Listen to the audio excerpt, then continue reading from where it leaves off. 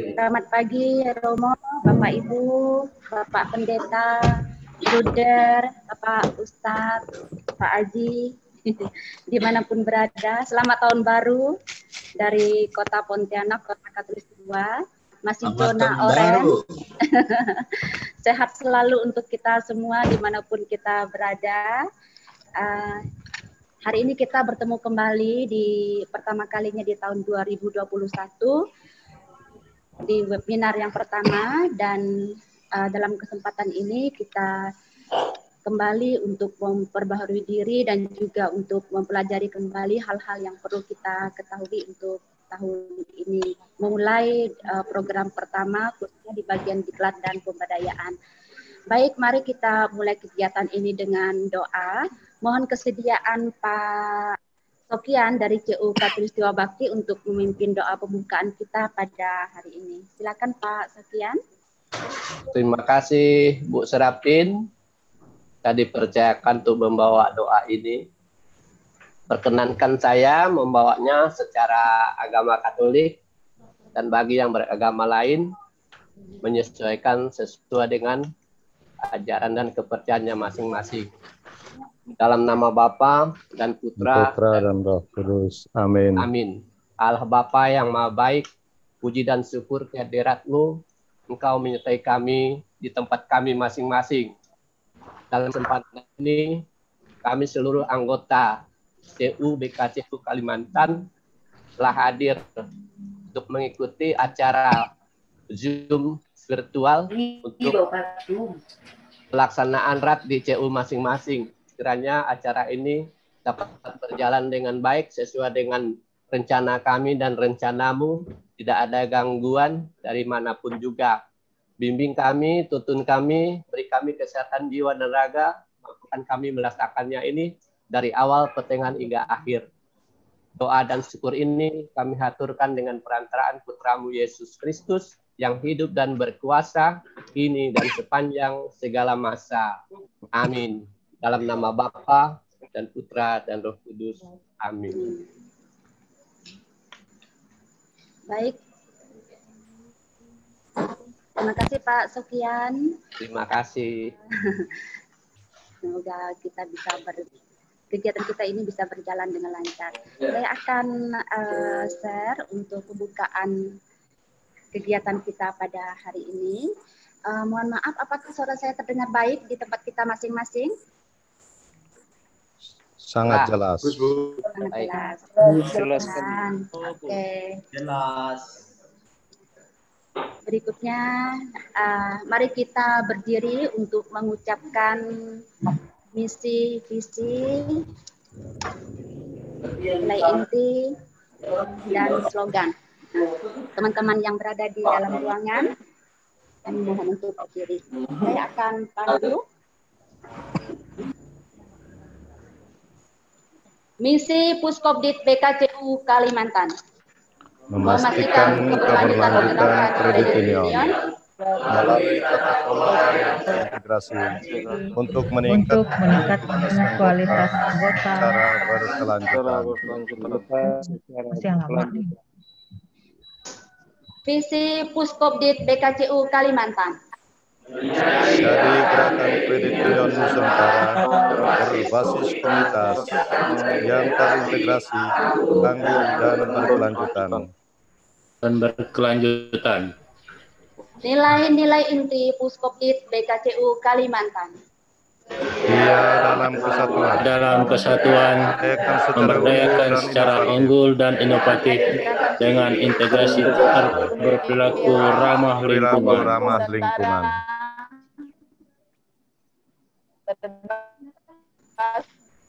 BKCU Kalimantan, solusi cerdas terpercaya. Sekali lagi, BKCU Kalimantan, solusi cerdas dan terpercaya. Oke, terima kasih. Mari kita duduk kembali.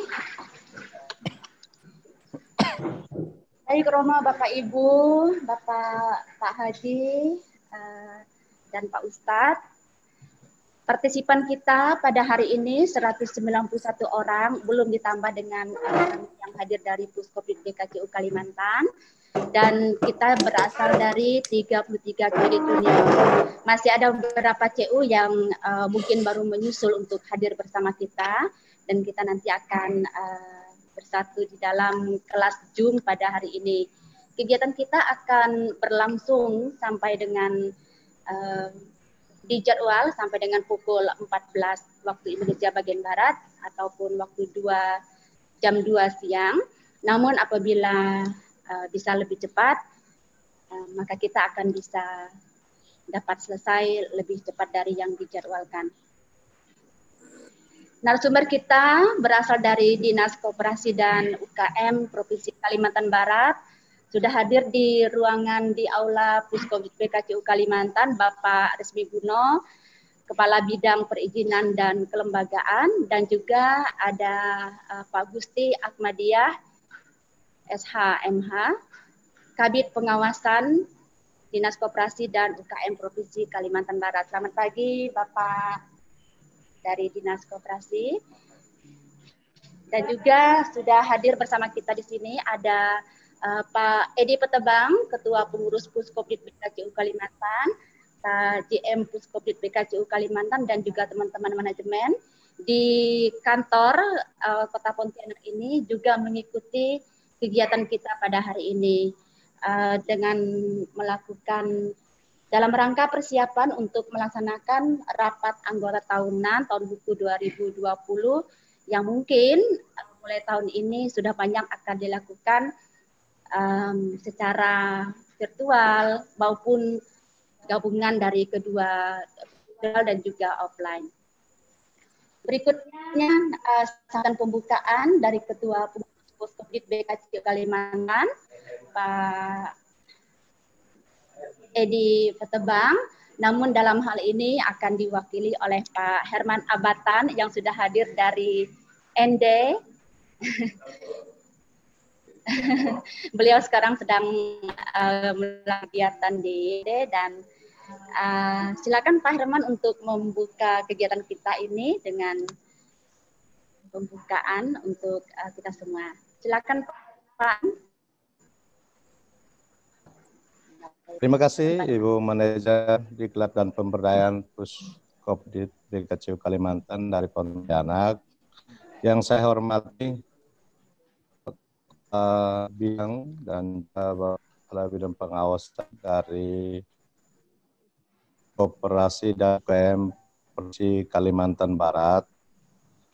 Saya hormati rekan-rekan pengurus Puskopdit BKCU Kalimantan, Pak JM dan seluruh stafmen Puskopdit BKCU Kalimantan, semua PU primer Puskopdit BKCU Kalimantan yang hadir saat ini dalam diri sebagai dalam kapasitas pengurus, pengawas atau manajemen, dan seterusnya yang saya hormati. Hadirin yang saya hormati, sejak kita selama ini belum pernah memprediksi bahwa tahun 2020 bahkan sekarang memasuki 2021 kita mengalami keadaan seperti ini dengan virus cukup menakut Indonesia dan dunia. Tentu perkembangan ini di luar kemampuan kita dan mengharuskan kita untuk menyelaraskan segala bentuk kegiatan kita lewat kemajuan-kemajuan fase yang ada dan terjadi saat ini. Dalam gerak kita juga kita mengalami berbagai hal sebagai bentuk pergeseran paradigma dan terutama nilai dalam segala aktivitas kehidupan kita. Secara khusus dalam pelaksanaan rapat anggota kita mulai tahun lalu hingga saat ini mengalami perubahan-perubahan. Tetapi kita tidak melihat itu sebagai bencana, tapi kita positifkan sebagai rahmat, berkat untuk kita tetap eksis mengembangkan lembaga kita, CU-CU kita, lewat media-media dan kemajuan-kemajuan teknologi saat ini. Telah disampaikan oleh pengurus bahwa dalam tahun ini erat akan lebih banyak dilaksanakan melalui media. Terkait juga kehadiran Puskopdit BK Kementan dalam hal ini pengurus, juga disampaikan hanya akan menghadiri ciu-ciu anggota yang tahun ini terjadi pemilihan dan pelantikan pengurus dan pengawas. Ini kan disesuaikan dengan keadaan terkini saat ini dengan corona yang belum meredah juga. Maka ketika kita mendapat undangan untuk hari ini kita sama-sama bicara tentang pola pelaksanaan RAT kita tahun ini. Hari ini kita akan berbicara secara khusus bagaimana teknis melaksanakan RAT secara tertulis dan juga online seperti diharapkan ini. Maka marilah kita bertekun mengikuti kegiatan kita hari ini. Kiranya darinya memberikan kesadaran baru dan juga keterampilan baru untuk kita melaksanakan RAT kita tahun ini dengan tidak mengurangi esensi dan kualitas pelaksanaan RAT. Maka media-media yang akan dikomunikasikan dan dipakai untuk RAT membantu kita untuk tetap melaksanakan semuanya ini dengan baik dan penuh tanggung jawab. Terima kasih untuk Dinas Koperasi Provinsi Kalimantan Barat, juga respon dari Puskopdit BK Kalimantan untuk membantu seluruh anggota yang ada dalam jaringan kita untuk mengikuti kegiatan ini dan semoga bermanfaat untuk pelaksanaan RAT, juga pengembangan kredit union dalam gerakan Puskopdit BK Kalimantan ke depan menjadi lebih baik. Mari kita bertekun dalam proses hari ini, dalam semangat kerendahan hati kita membiarkan diri untuk menerima masukan dari para narasumber kita, pikiran-pikiran brilian yang akan disampaikan oleh seluruh peserta, kiranya berdampak pada dan membantu kita untuk pelaksanaan RAT kita tahun ini dan juga pengembangan kredit union dalam gerakan kita ke depan. Ini saja yang dapat saya sampaikan dan selanjutnya hal teknis akan dipandu oleh Ibu Serepin sebagai manajer Diklat dan Pemberdayaan Puskopdit BK Kalimantan. Dan mari kita berbagi dalam proses ini. Semoga hari ini kita menjadikan berkat bagi kita sekalian, supaya melalui kita buat sesuatu untuk gerakan kita dan terutama seluruh anggota kita di mana saja berada. Selamat mengikuti proses webinar hari ini dan dengan demikian mewakili pengurus Puskopdit BK Kalimantan, saya membuka kegiatan bermartabat hari ini dengan resmi. Sekian dan terima kasih. Terima kasih Pak Herman sudah membuka kegiatan kita ini dan kita yakin bahwa webinar kita pada hari ini pasti akan lancar sampai dengan selesai. Amin. Oke, baik. Romo, Bapak Ibu, Pak Ustadz, Bruder, dan teman-teman sekalian dimanapun berada. Berikutnya narasumber kita akan langsung saja untuk melakukan presentasi terhadap materi seminar kita pada hari ini, dan untuk selanjutnya saya akan share screen dari kantor dan Pak Resmi Buno akan memulai dengan materi yang pertama. Kepada Pak Resmi dan Pak Gusti nanti disilakan mengambil waktu. Oke, baiklah, saya mulai saja materi kita. Nanti setelah saya menyampaikan materi, mungkin akan dilanjutkan oleh Pak Gusti Ahmadiyah.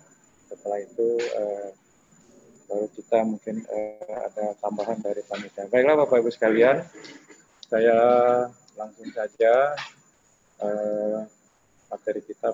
materi saya pada pagi ini tentang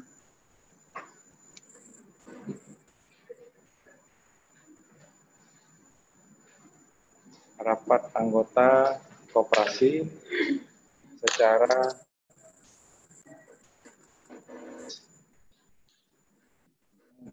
ataupun dalam jarak. Nah, pertama-tama saya akan menyampaikan pengertian tentang rapat anggota terlebih dahulu, yaitu adalah rapat yang diselenggarakan oleh pengurus dan dihadiri oleh anggota, pengurus, serta pengawas koperasi. Itu pengertian dari rapat anggota. Kemudian, rapat anggota ini wajib dilaksanakan sebagai pelaksanaan prinsip demokrasi, transparansi, dan akuntabilitas tata kelola koperasi, kemudian juga sebagai forum pertanggungjawaban pengurus dan pengawas dalam melaksanakan tugasnya sebagai indikator koperasi aktif. Ini salah satu indikator bahwa koperasi aktif adalah koperasi itu akan mendapat anggota. Dasar hukum dari pelaksanaan rapat anggota koperasi yang pertama adalah Undang-Undang Nomor 25 Tahun 1992 tentang perkoperasian. Nah, kemudian kita karena di dalam undang-undang yang baru yang sempat beberapa waktu lalu, yaitu Undang-Undang Nomor 11 Tahun 2020 yang disahkan pada tanggal 2 November 2020 yang Cipta Kerja, itu ada merubah beberapa pasal di dalam Undang-Undang Nomor 25, sehingga ini dapat kita jadikan juga sebagai dasar hukum kita dalam khususnya yang kita bahas pada pagi hari ini terkait dengan pelaksanaan rapat anggota koperasi. Kemudian dasar hukum yang selanjutnya yaitu Peraturan Menteri Koperasi dan UKM Republik Indonesia Nomor 19 Tahun 2015 tentang penyelenggaraan rapat anggota koperasi, dan tentunya dasar hukum yang selanjutnya dari pelaksanaan rapat anggota yaitu anggaran dasar koperasi, kemudian dapat di breakdown lagi di dalam anggaran rumah tangga dan peraturan khusus. Yang diatur ataupun merubah beberapa pasal di Undang-Undang Nomor 25 Tahun 92 yang ada di dalam Undang-Undang Nomor 11 Tahun 2020, saya kutip di sini, itu di pasal 22 Undang-Undang 25 Tahun 92 diubah sehingga berbunyi sebagai berikut. Yang pertama, rapat anggota merupakan pemegang kekuasaan tertinggi dalam koperasi. Kemudian yang kedua, ayat kedua, rapat anggota sebagaimana dimaksud pada ayat 1 dihadiri oleh anggota yang pelaksanaannya diatur dalam anggaran dasar / anggaran rumah tangga. Kemudian ayat yang ketiga, rapat anggota sebagaimana dimaksud pada ayat 2 dapat dilakukan secara daring ataupun dalam jaringan dan atau luar jaringan. Nah, ini yang di aturan-aturan yang terdahulu itu belum diatur, dan alhamdulillah di dalam Undang-Undang Nomor 11 Tahun 2020 pelaksanaan rapat anggota sudah diatur di dalam undang-undang, dan ini memang tidak diperlukan peraturan pemerintah. Jadi ini merupakan dasar hukum yang kuat bagi koperasi, walaupun mungkin di dalam anggaran dasar koperasi belum mengatur hal tersebut. Kemudian di ayat yang keempat, ketentuan lebih lanjut mengenai rapat anggota sebagaimana dimaksud pada ayat 1, ayat 2, dan 3 diatur dalam anggaran dasar / anggaran rumah tangga koperasi. Nah, jadi mungkin saya barangkali kita Bapak Ibu sekalian di anggaran dasar Bapak Ibu mungkin tidak mengatur tentang pelaksanaan rapat anggota secara online ataupun daring. Nah, dengan adanya ataupun disahkannya Undang-Undang Nomor 11 Tahun 2020, kemudian diperkuat di dalam ayat 4 bahwa pelaksanaan rapat anggota secara daring itu dapat diatur di dalam anggaran dasar maupun anggaran rumah tangga. Nah, ini kewenangan rapat anggota. Yang pertama tentunya menetapkan kebijakan umum, menetapkan dan mengubah anggaran dasar, memilih, mengangkat dan memerhentikan pengurus dan pengawas, kemudian menetapkan RAPBK dan pengesahan laporan keuangan, mengesahkan laporan pertanggungjawaban pengurus dan pengawas, menetapkan pembagian SHU, memutuskan penggabungan, pembagian, dan pembubaran koperasi. Ini rapat anggota, mungkin akan saya bahas juga. Yang pertama adalah rapat anggota. Jadi jenis rapat anggota itu pertama rapat anggota. terdiri dari rapat anggota khusus. Nah, biasanya di dalam rapat anggota khusus, itu yang dibahas itu tunggal. Jadi misalnya menyusun rencana kerja, pengembangan usaha, membahas permodalan, bunga pinjaman dan imbalan, penggabungan atau membentuk sekunder, kemudian menunjuk akuntan publik, kemudian memutuskan untuk berinvestasi, kemudian merubah anggaran dasar, penggabungan, peleburan, dan pembubaran. Ini termasuk dalam kategori rapat anggota khusus. Kemudian yang kedua, anggota tahunan. Nah, jadi tadi yang pertama rapat anggota khusus, ini yang kedua rapat anggota tahunan. Yang dibahas itu pertama meminta ataupun mengesahkan laporan pertanggungjawaban pengurus dan pengawas dan dilaksanakan paling sedikit 1 kali dalam setahun, kemudian dilaksanakan paling lambat 6 bulan setelah tutup buku. Ini mungkin untuk pemahaman saja bagi Bapak Ibu sekalian, mungkin kalau di beberapa koperasi melakukan rapat anggota lebih dari sekali, kalau materinya yang saya sebutkan di atas tadi itu termasuk dalam rapat anggota khusus. Nah, mungkin juga nanti di dalam penyusunan anggaran rumah tangga ataupun anggaran dasar terkait dengan rapat anggota, ini dapat lebih dipertegas lagi. Tetapi kalau misalnya materi rapat itu LPJ pengurus, itu masuk di dalam kategori rapat anggota tahunan. Tapi bisa saja pelaksanaan rapat anggota ini dilaksanakan sekaligus. Artinya materi-materi yang saya sebutkan di atas tadi juga dibahas di dalam forum rapat anggota tahunan. Nah, itu nanti teknisnya bisa saja berita acaranya masing-masing ataupun digabung sekaligus. Kemudian rapat anggota yang kedua adalah rapat anggota yang kalau yang tadi rapat anggota, yang kedua adalah rapat anggota luar biasa. Sebenarnya sama saja, cuman ini luar biasa. Yaitu pertama diselenggarakan oleh pengurus atas permintaan anggota terus karena alasan mendesak. Kemudian juga atas usul anggota paling sedikit 1/5 dari jumlah anggota. Ini diatur di dalam Permen 19 tadi. Kemudian permintaan rapat anggota luar biasa tersebut disampaikan secara tertulis oleh yang 1/5 dari jumlah anggota. Kemudian apabila 1 bulan tidak melaksanakan, anggota atau pengurus membentuk panitia penyelenggara rapat anggota luar biasa dan rapat anggota luar biasa dilaksanakan atas biaya koperasi. Ini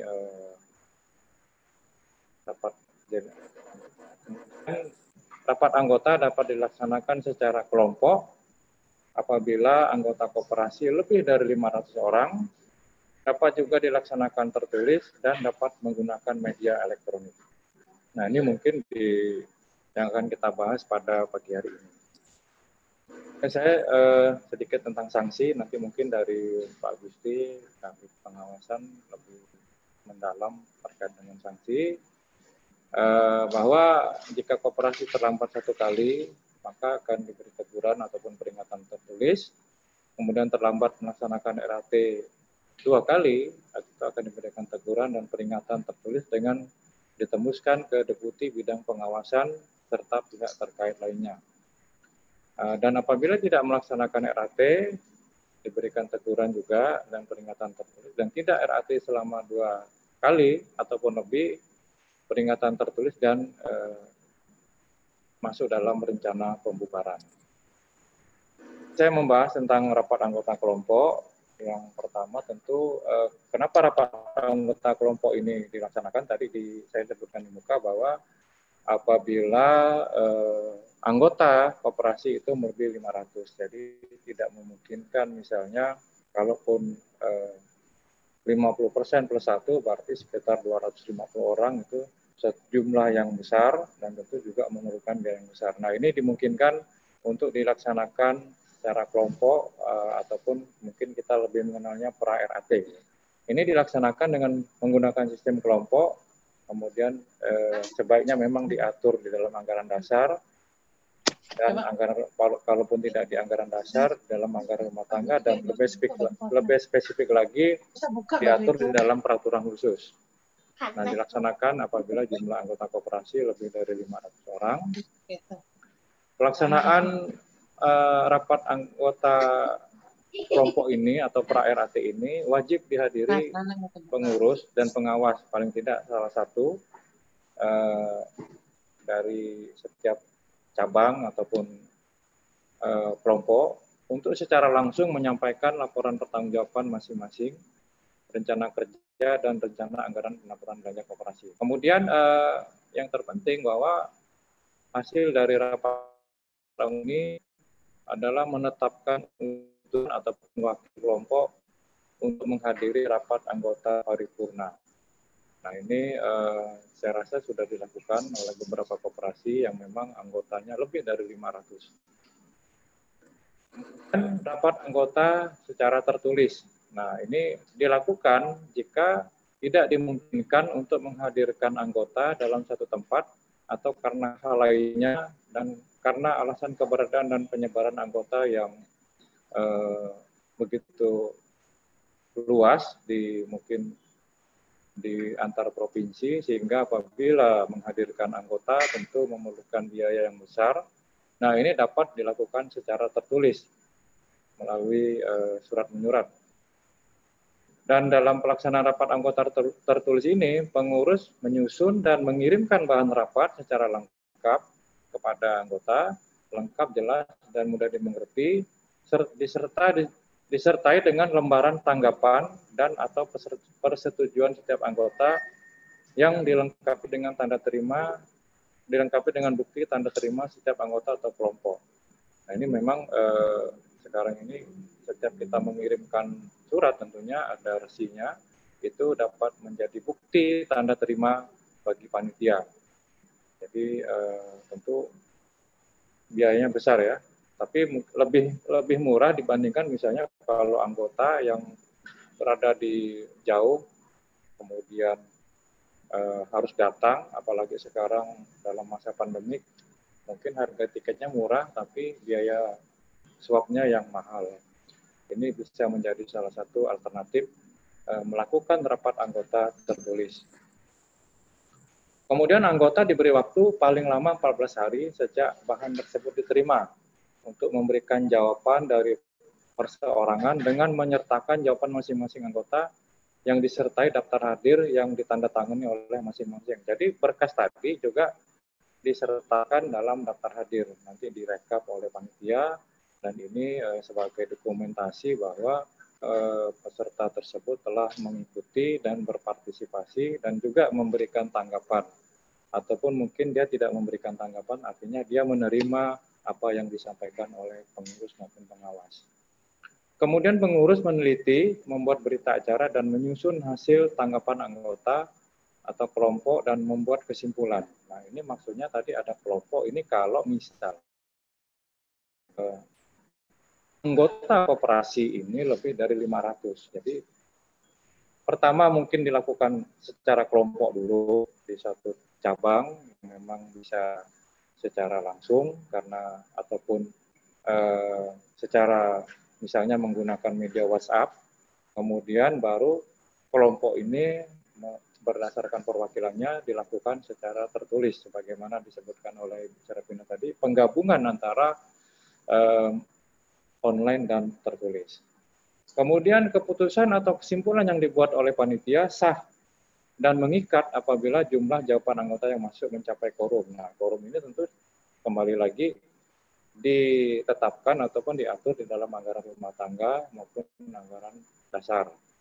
Kesimpulan dan atau keputusan yang sah tersebut apabila disetujui ataupun ditolak oleh sejumlah anggota yang memberikan jawaban sesuai dengan ketentuan. Nah, ini sebenarnya tadi yang sudah saya jelaskan. Maksudnya quorumnya itu sesuai yang ditentukan di dalam anggaran dasar maupun anggaran rumah tangga. Nah, karena mungkin ini memang belum begitu diatur secara pasti ataupun secara tegas di dalam anggaran rumah tangga koperasi Bapak ini. Tapi mungkin nanti ke depan ini perlu dipikirkan pengaturan ataupun perubahan anggaran dasar yang lebih detail mengatur tentang pelaksanaan rapat anggota, baik itu secara tertulis, kelompok, maupun secara elektronik. Ini Yang selanjutnya yaitu rapat anggota secara elektronik. Ini dilakukan melalui media telekonferensi. Jadi secara langsung tapi tidak tatap muka seperti yang seperti kita di dalam yang kita laksanakan selama ini secara di dalam satu ruangan melalui video conference atau sarana media elektronik lainnya. Jadi langsung tatap muka tetapi tidak langsung ketemu gitu. Nah, karena sekarang dengan kecanggihan teknologi, baik itu melalui WhatsApp, kalau WhatsApp memang hanya terbatas ya, atau mungkin Zoom yang seperti kita lakukan pada hari ini. Kemudian dalam pelaksanaannya, pengurus menyampaikan materi dan bahan rapat anggota kepada setiap anggota secara lengkap, jelas, dan mudah dimengerti selambat-lambatnya 7 hari sebelum pelaksanaan rapat anggota dilaksanakan. Nah, penyampaian bahan ini juga dapat dilaksanakan secara elektronik ya, tidak melalui secara fisik ataupun hard copy, tetapi dikirimkan melalui email ataupun WhatsApp. Karena juga sekarang WhatsApp bisa menerima bahan dalam jumlah yang cukup besar. Persyaratan quorum dan sahnya pengambilan keputusan rapat anggota ini diatur di dalam anggaran dasar ataupun anggaran rumah tangga ataupun peraturan khusus. Nah ini artinya mungkin kalau di dalam anggaran dasar belum ada pengaturan quorum ini, koperasi dapat mengaturnya di anggaran rumah tangga. Ataupun kalau memang anggaran rumah tangga juga belum dapat dibuat, karena memang kita juga tidak menduga ya pada bulan Maret 2020 itu terjadi pandemi dan sekarang masih belum pasti kapan ini berakhir. Nah ini dapat diatur melalui peraturan khusus koperasi tentang syarat-syarat quorum dan sahnya.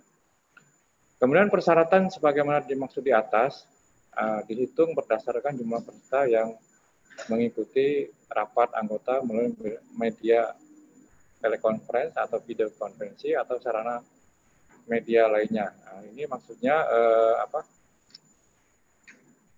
daftar hadir. Ya. Daftar hadir itu jumlah peserta yang mengikuti ini agar menjadi diperhatikan apakah itu bisa melalui daftar hadir yang secara elektronik yang bisa di print out, atau kalau memang jumlahnya tidak terlalu banyak bisa juga di screenshot. Kemudian rapat anggota secara elektronik wajib dibuat risalah rapat yang disetujui dan ditandatangani oleh semua peserta rapat yang ikut ya. Nah ini mungkin jadi pertanyaan, kalau misalnya anggotanya di atas 500, ini kan tidak mungkin untuk ditandatangani. Makanya tadi saya sampaikan bahwa ini tidak memandang jumlah anggota yang lebih dari 500. Jadi ketika anggota koperasi Bapak Ibu yang lebih dari 500, maka perlu dilakukan rapat kelompok dulu, baik itu secara langsung, secara tertulis maupun secara elektronik.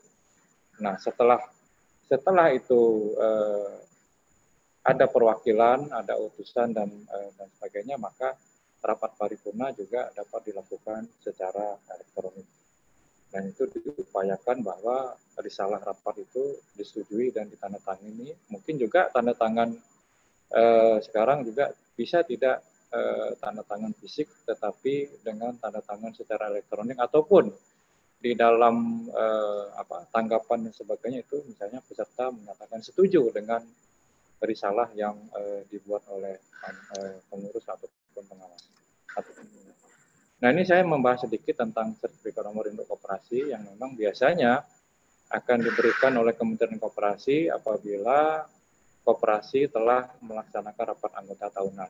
Ini memang salah satu persyaratan dan ini sangat penting bagi kami, Dinas Koperasi maupun dinas-dinas lainnya, karena ini akan merupakan sumber data yang di ODS dan data di ODS itu tidak bisa diupdate apabila satu koperasi misalnya dia menyampaikan laporan perkembangan usaha ataupun keuangannya, tetapi dia tidak menyampaikan tanggal pelaksanaan RAT. Karena satu syarat di dalam input data ODS itu adalah tanggal RAT. Nah, ketika tidak di input tanggal, maka sistem di ODS tidak akan merekam. Jadi data yang ada pada kami dan juga di Kementerian Koperasi itu sebenarnya kalau Bapak Ibu lihat misalnya jumlah koperasi di Kalbar berjumlah 4.000 sekian, sedangkan yang RAT hanya sekitar di bawah 1.000, kemudian ada aset, omset, dan sebagainya, itu adalah jumlah yang RAT saja. Jadi kalau sebenarnya jumlah RAT meningkat sampai 2.000, saya yakin aset, omset, dan anggota itu kalau sekarang kan tercatat di Kalbar itu 1,25 juta anggota. Nah, itu tidak menggambarkan keseluruhan koperasi yang ada. Sertifikat NIK yang pertama menertibkan kegiatan usaha koperasi dan untuk meningkatkan kepercayaan masyarakat dan pemangku kepentingan terhadap koperasi. Jadi kalau memang memiliki sertifikat NIK dapat dipastikan bahwa pertama koperasi itu aktif dan usahanya ada karena sudah melakukan tercatat di dalam data ODS. Kemudian yang kedua adalah memudahkan pelayanan kebutuhan informasi tentang kualitas dan kemampuan koperasi. Kemudian tujuannya yaitu mengidentifikasi kesehatan usaha dan kepatuhan koperasi, nanti mungkin juga ada kaitannya dengan pengawasan, dalam melaksanakan nilai dan prinsip koperasi. Dan tujuan yang kedua yaitu memudahkan monitoring, evaluasi, dan pengembangan koperasi secara terarah dan tepat sasaran melalui program peningkatan daya saing maupun penguatan kelembagaan koperasi. Kemudian tujuan yang ketiga yaitu mendorong terwujudnya kerjasama antar koperasi maupun dengan badan usaha lainnya, apakah itu BUMN, BUMD, dan swasta, dengan prinsip saling memperkuat dan menguntungkan.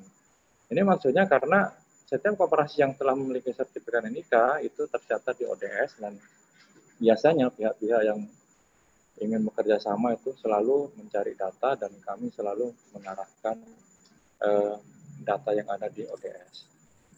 Intinya yaitu pertama memberikan kepastian keberadaan koperasi secara legal sebagai badan hukum. Dan yang kedua yaitu memastikan koperasi masih aktif baik secara kelembagaan maupun usaha. Nah, yang saya sebutkan tadi memang misalnya jumlah koperasi di Kalbar berjumlah 4.000 lebih, kemudian yang aktif 2.903, tetapi yang melaksanakan RAT hanya sekitar 900 lebih koperasi, hampir 1.000 lah gitu. Nah, ini kan artinya ini yang dimaksudkan bahwa memastikan koperasi masih aktif, baik secara kelembagaan maupun usaha. Mungkin yang 2.000 lebih itu dia aktif secara kelembagaan, tetapi secara usaha dia tidak jalan.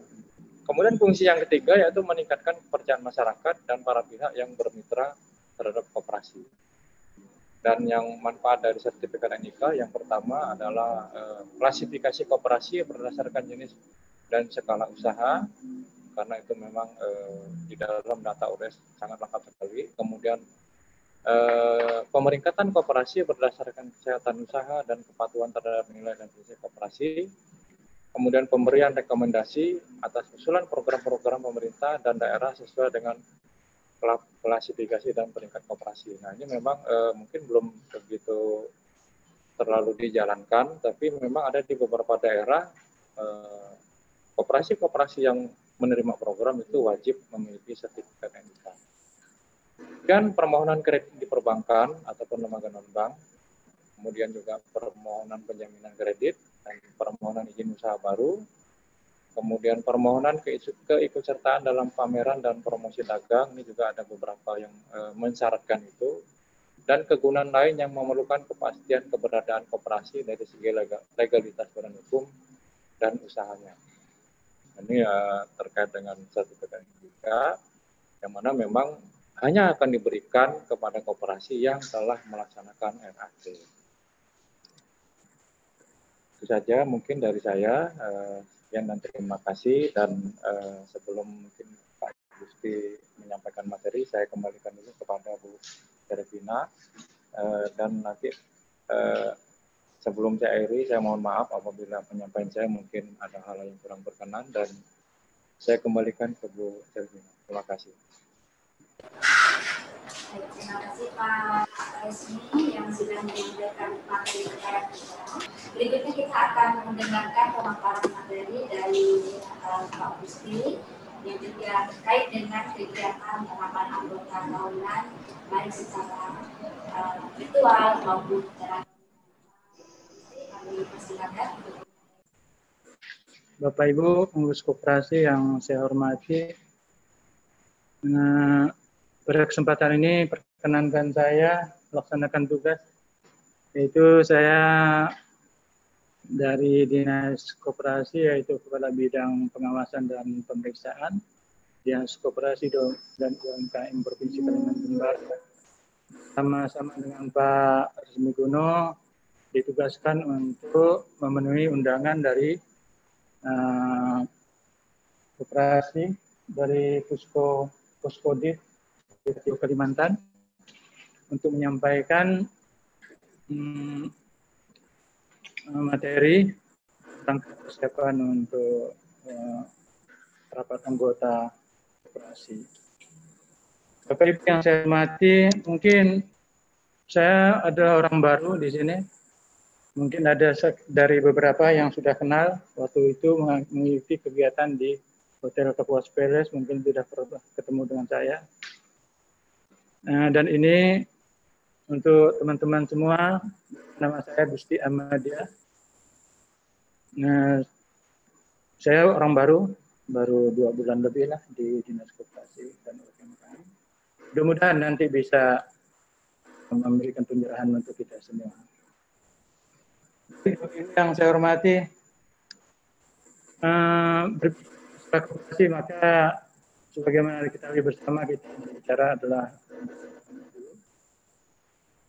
itu sebagaimana diketahui adalah Undang-Undang Nomor 25 Tahun 92 tentang Perkoperasian, Undang-Undang Nomor 23 Tahun 2014 tentang Pemerintah Daerah, Peraturan Pemerintah Nomor 9 Tahun 1995 tentang pelaksanaan kegiatan usaha simpan pinjam oleh koperasi, Peraturan Pemerintah Nomor 24 Tahun 2018 tentang pelayanan perizinan berusaha integrasi secara elektronik, Nomor 19 Tahun 2015 tentang penyelenggaraan rapat anggota. Sampai di sini dan lain-lainnya sudah saya sampaikan bahwa ini dasar yang kita bicarakan pada hari ini, yaitu Permen Koperasi dan UMKM Nomor 19 Tahun 2015 tentang penyelenggaraan rapat anggota koperasi. Rapat anggota koperasi, sebagaimana diketahui bahwa rapat anggota merupakan pemegang kekuasaan tertinggi dalam pengambilan keputusan di koperasi sebagai pelaksanaan demokrasi, transparansi, dan akuntabilitas dalam tata kelola koperasi. Rapat anggota adalah rapat anggota luar biasa, sedangkan rapat anggota terdiri dari rapat anggota khusus dan rapat anggota tahunan. Mungkin tidak jauh berbeda apa yang disampaikan oleh Pak Rasmi tadi, hanya sekedar untuk tambahan saja. Rapat anggota tahunan adalah rapat anggota untuk meminta pertanggungjawaban pengurus dan pengawas yang dilaksanakan paling sedikit 1 kali dalam tahun. Prinsipnya adalah diadakan rapat anggota tahunan adalah meminta pertanggungjawaban pengurus dan pengawas yang dilaksanakan paling sedikit 1 kali dalam setahun dan paling 6 bulan setelah berakhir tahun itu. Dan tadi disampaikan oleh Pak Resmi juga bahwa anggota tahunan juga bisa diberikan berikutnya, tapi sepanjang itu korelasinya jelas, tidak tumbang tindih dengan kegiatan-kegiatan. Karena pelaksanaan rapat anggota kelompok, 2 rapat anggota tertulis, 3 rapat anggota melalui media elektronik. Rapat anggota kelompok, yaitu ketentuan sebagai berikut. Kelompok dapat dilaksanakan apabila jumlah anggota koperasi lebih dari 500 orang. Rapat anggota kelompok selanjutnya dibahas dalam rapat anggota paripurna. Undangan beserta bahan disampaikan oleh pengurus kepada anggota 7 hari sebelum tanggal berlangsungnya rapat anggota kelompok. Ini maksudnya adalah untuk memberikan kesempatan pelajari. Lalu rapat anggota kelompok diselenggarakan selambat-lambatnya 7 hari sebelum rapat anggota paripurna dilaksanakan.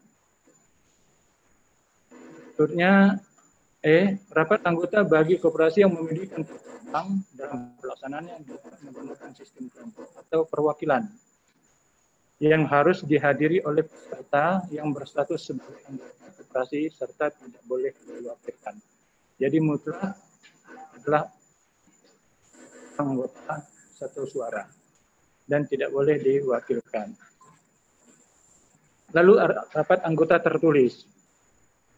Karena alasan keberadaan dan penyebaran anggota dengan ketentuan, pengurus menyusun dan mengirimkan bahan rapat secara lengkap, jelas, dan mudah dimengerti oleh seluruh anggota, serta disertai dengan lembaran tanggapan atau persetujuan setiap anggota yang dilengkapi dengan bukti dan data anggota kelompok. Kepada para anggota diberi waktu paling lama 14 hari sejak bahan tersebut diterima untuk memberikan jawaban dengan menyertakan jawaban masing-masing anggota disertai hadir yang ditandatangani oleh masing-masing anggota. Jika pengurus meneliti, membuat berita acara, dan menyusun hasil tanggapan anggota atau kelompok dan membuat kesimpulan.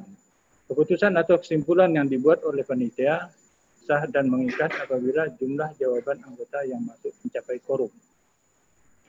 Kesimpulan atau keputusan sah diterima apabila disetujui atau ditolak oleh sejumlah anggota memberikan jawaban sesuai dengan ketentuan dalam anggaran dasar anggaran rumah tangga. Rapat anggota melalui media elektronik, mekanisme diatur sebagai berikut.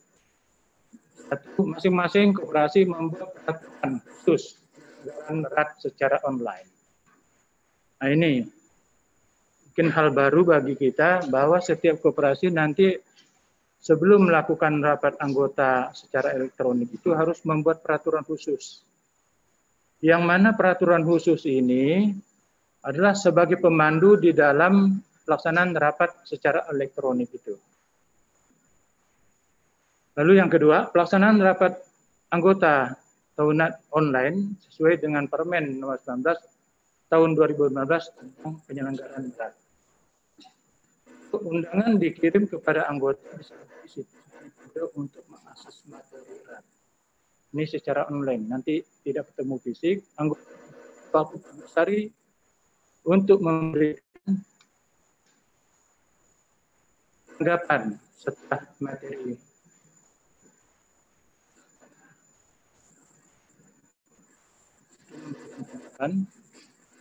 Anggota dapat mengakses materi RAT online melalui kantor cabang koperasi,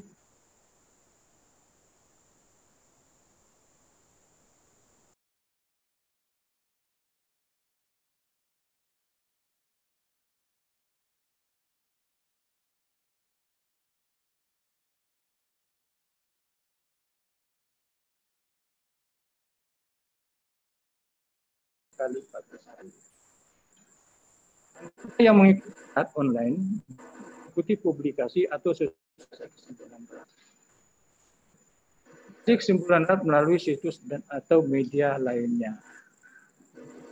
Yang mengikuti saja yang bisa di publikasi atau sosialisasi kesimpulan RAT. Lalu rapat anggota sebagai berikut, panitia penyelenggara memiliki tugas dan fungsi serta tanggung jawab untuk melaksanakan RAT koperasi dan melayani dialog interaktif yang melaporkan hasilnya kepada pengurus. Ini dibentuk panitia. Yaitu 2, informasi rencana, mekanisme, dan tata tertib pelaksanaan RAT online terlebih dahulu dipublikasikan melalui situs koperasi dan kantor cabang atau cabang pembantu. Undangan untuk menghadiri RAT disampaikan dengan beberapa cara. Surat undangan tertulis, email, pengiriman, sosial media, atau cara lain yang efektif. Secara teknis, RAT online A, anggota memiliki kode akses yang sifatnya khusus dan rahasia. B, materi laporan pertanggungjawaban pengurus, pengawas, dan lainnya yang dibahas dalam RAT dapat diakses seluruh anggota. C, mempersiapkan fitur lain terkait pelaksanaan RAT, diketahui seluruh anggota yang memberi masukan, tanggapan, dan atau keputusan rapat anggota. Setiap anggota bisa menyampaikan tanggapannya. Anggota menyampaikan tanggapan dalam bentuk persetujuan, penolakan, komentar, atau usulan atas laporan pertanggungjawaban pengurus pengawas. Pengambilan keputusan wajib dihadiri notaris akan melegitimasi berita acara yang diambil di tempat. Hasil RAT harus dipublikasikan melalui media dan dapat diakses seluruh anggota. Bagi koperasi ini sanksi RAT. Bagi koperasi yang terlambat melaksanakan RAT, rapat anggota tahunan sebanyak 1 kali diberi surat teguran atau peringatan tertulis dari pejabat yang berwenang. Bagi koperasi yang terlambat melaksanakan RAT anggota tahunan sebanyak 2 kali secara berturut-turut diberi surat teguran atau peringatan tertulis dan tembusan kepada deputi bidang pengawasan dan pihak terkait lainnya. Lalu C, bagi koperasi yang tidak melaksanakan RAT diberi surat teguran atau peringatan tertulis. D, bagi koperasi yang tidak melaksanakan RAT minimal 2 kali atau lebih secara berturut-turut diberikan surat peringatan tertulis dan surat rencana pembelian oleh pejabat yang berwenang. Ringkasnya dapat dilihat dalam skema berikut. Bisa diakses, dipelajari. Nah, ini alurnya, landasan RAT, koperasi secara online. Skemanya ada di sini. Nanti mungkin bagi yang pintar melihat skema, sebentar saja sudah tahu. Dan di sini dalam skema, di sini ada dipelajari bahwa RAT online hanya bisa dilaksanakan oleh koperasi yang sudah pernah RAT dan sudah pernah diaudit oleh akuntan publik. Itu. Jadi kalau yang belum pernah sama sekali, belum bisa melakukan RAT secara online. Mungkin demikian yang dapat saya sampaikan. Atas segala kekurangan saya mohon maaf dan terima kasih atas perhatiannya. Sudah itu Ibu Hadiah. Assalamualaikum warahmatullahi wabarakatuh. Selamat siang dan salam sejahtera untuk kita semua. Saya kembali ke moderator. Baik, terima kasih Pak Gusti atas pemaparan materi yang baru saja kita. Bapak Ibu, Pak Ustadz, Pak Haji, Bruder, fokus. Semoga kita bisa mendengar dengan baik apa yang sudah dipaparkan kepada kita semua. Berikutnya adalah sesi tanya jawab yang bisa kita sampaikan kepada Pak Resmi dan juga kepada Pak Gusti. Romo bakal langsung menuliskan di kolom chat ataupun bisa langsung bertanya kepada kedua narasumber dan juga di kesempatan ini nanti akan ada tambahan dari Pak Ketua Popdit BKCU Kalimantan, Pak Edi Tertebang. Sebelum ada sesi tanya jawab, Pak Edi dan juga Pak Erwin dapat menambahkan apa yang kita diskusi pada hari. Pak Edi, disilakan.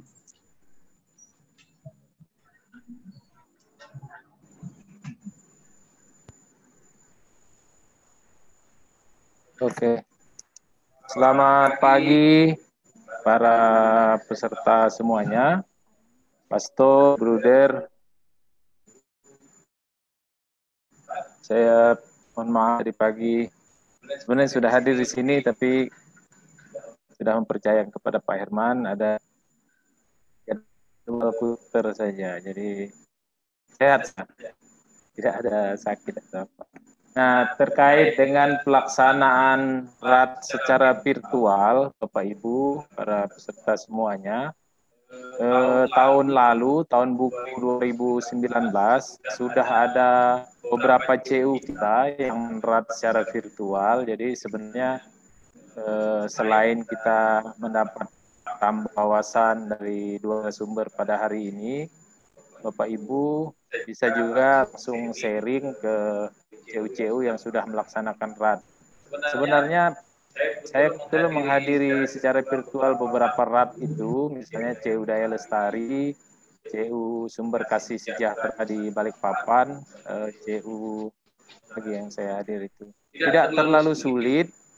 Yang pertama itu dipastikan kita pengurus, pengawas, dan manajemen menyiapkan laporan, menyiapkan LHP, LPJ, dan program kerja.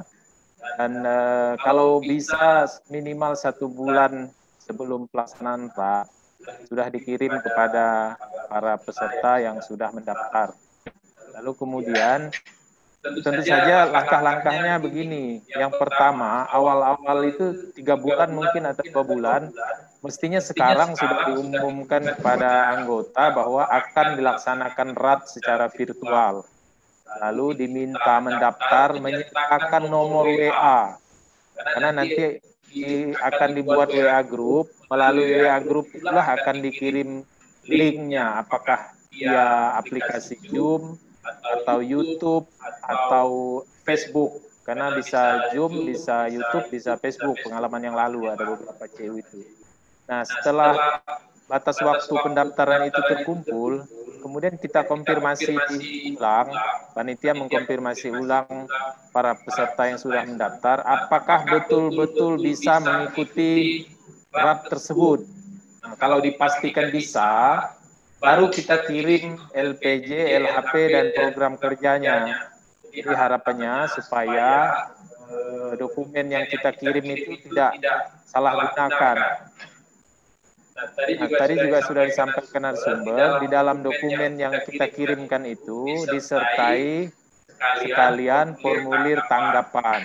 Misalnya, apakah menerima atau menolak LPJ pengurus, apakah menerima atau menolak LHP pengawas, apakah menyetujui atau menolak program kerja yang diusulkan pengurus.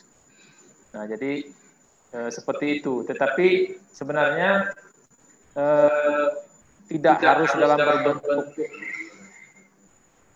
file juga tanggapannya. Sekarang kan kita bisa memakai Google Form juga, lebih praktis. Jadi tanggapan itu bisa dikirim melalui link Google Form sehingga peserta bisa mengisinya di Google Form. Nah, lalu hal kedua yang paling penting adalah sebetulnya ketersediaan sinyal. Sinyal yang baik itu akan sangat menentukan baik atau tidaknya pelaksanaan dan kualitas RAT secara virtual itu. Makanya dipastikan sarana prasarana penunjang untuk pelaksanaan RAT virtual itu tersedia dengan baik.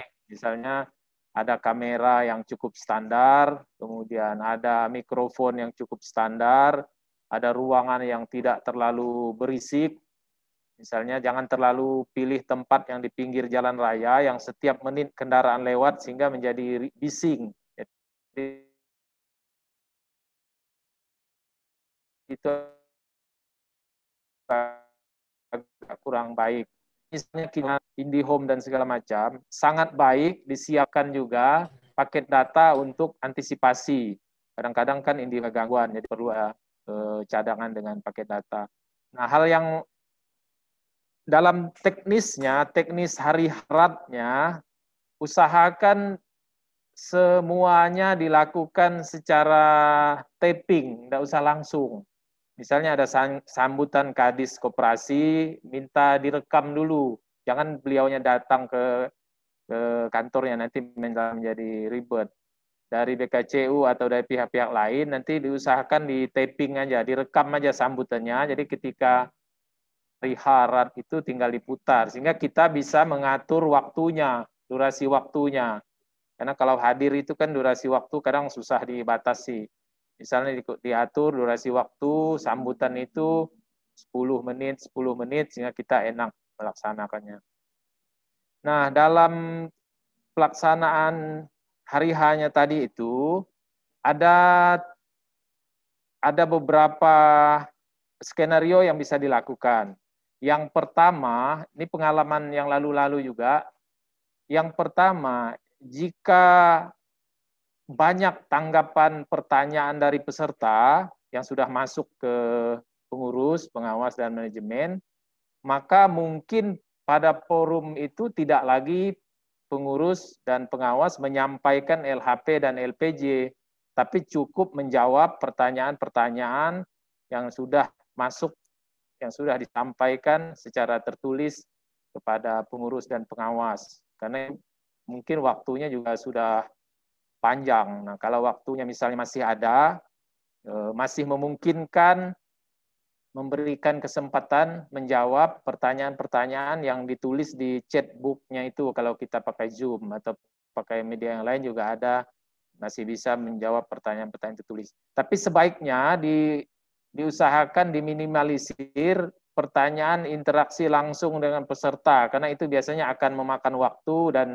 bisa-bisa kadang-kadang di keluar konteks dari RAT itu tersebut, mungkin ya seorang curhat atau apa segala macam lah. Jadi usahakan melayani yang tertulis dan yang ditulis di chatnya saja. Nah, kalau memang pertanyaan yang disampaikan sebelum RAT itu tidak banyak, pengurus dan pengawas bisa saja menyampaikan secara singkat LPJ, LHP, kemudian program kerjanya. Nah, itu kalau pertanyaan-pertanyaan disampaikan sebelum berat tidak banyak. Jadi Bapak Ibu bisa misalnya pengurus menyampaikan LPJ sekitar setengah jam, pengawas menyampaikan LPJ sekitar 15 menit, lalu kemudian ada lanjutan dari program kerja sekitar 15 menit, nah baru kemudian menjawab pertanyaan-pertanyaan yang sudah. Jadi ada dua model begitu, pengalaman yang lalu-lalu, dan saya kira ini sah-sah saja menurut aturan. Yang penting tadi secara hukum itu minimal syarat dasarnya CU yang pernah RAT. Jadi kalau CU yang belum pernah RAT, tiba-tiba mau buat RAT virtual, nah itu tidak boleh menurut undang-undang, menurut aturan. Lalu CU yang pernah diaudit. Nah mungkin ini akan pertanyaan, CU kami belum pernah diaudit akuntan publik, tapi setidak-tidaknya CU Bapak Ibu, CU kita dari 44 anggota BKCU itu sudah dilakukan pemeriksaan oleh sekundernya. Jadi ya boleh saja mungkin nanti dikonfirmasi ke Pak Resmi apakah itu bisa dikategorikan bisa. Jadi CU-CU dalam jaring kita kan diaudit, diperiksa oleh sekundernya secara berkala 2 tahun sekali. Jadi apakah itu memenuhi syarat? Karena tadi disebutkan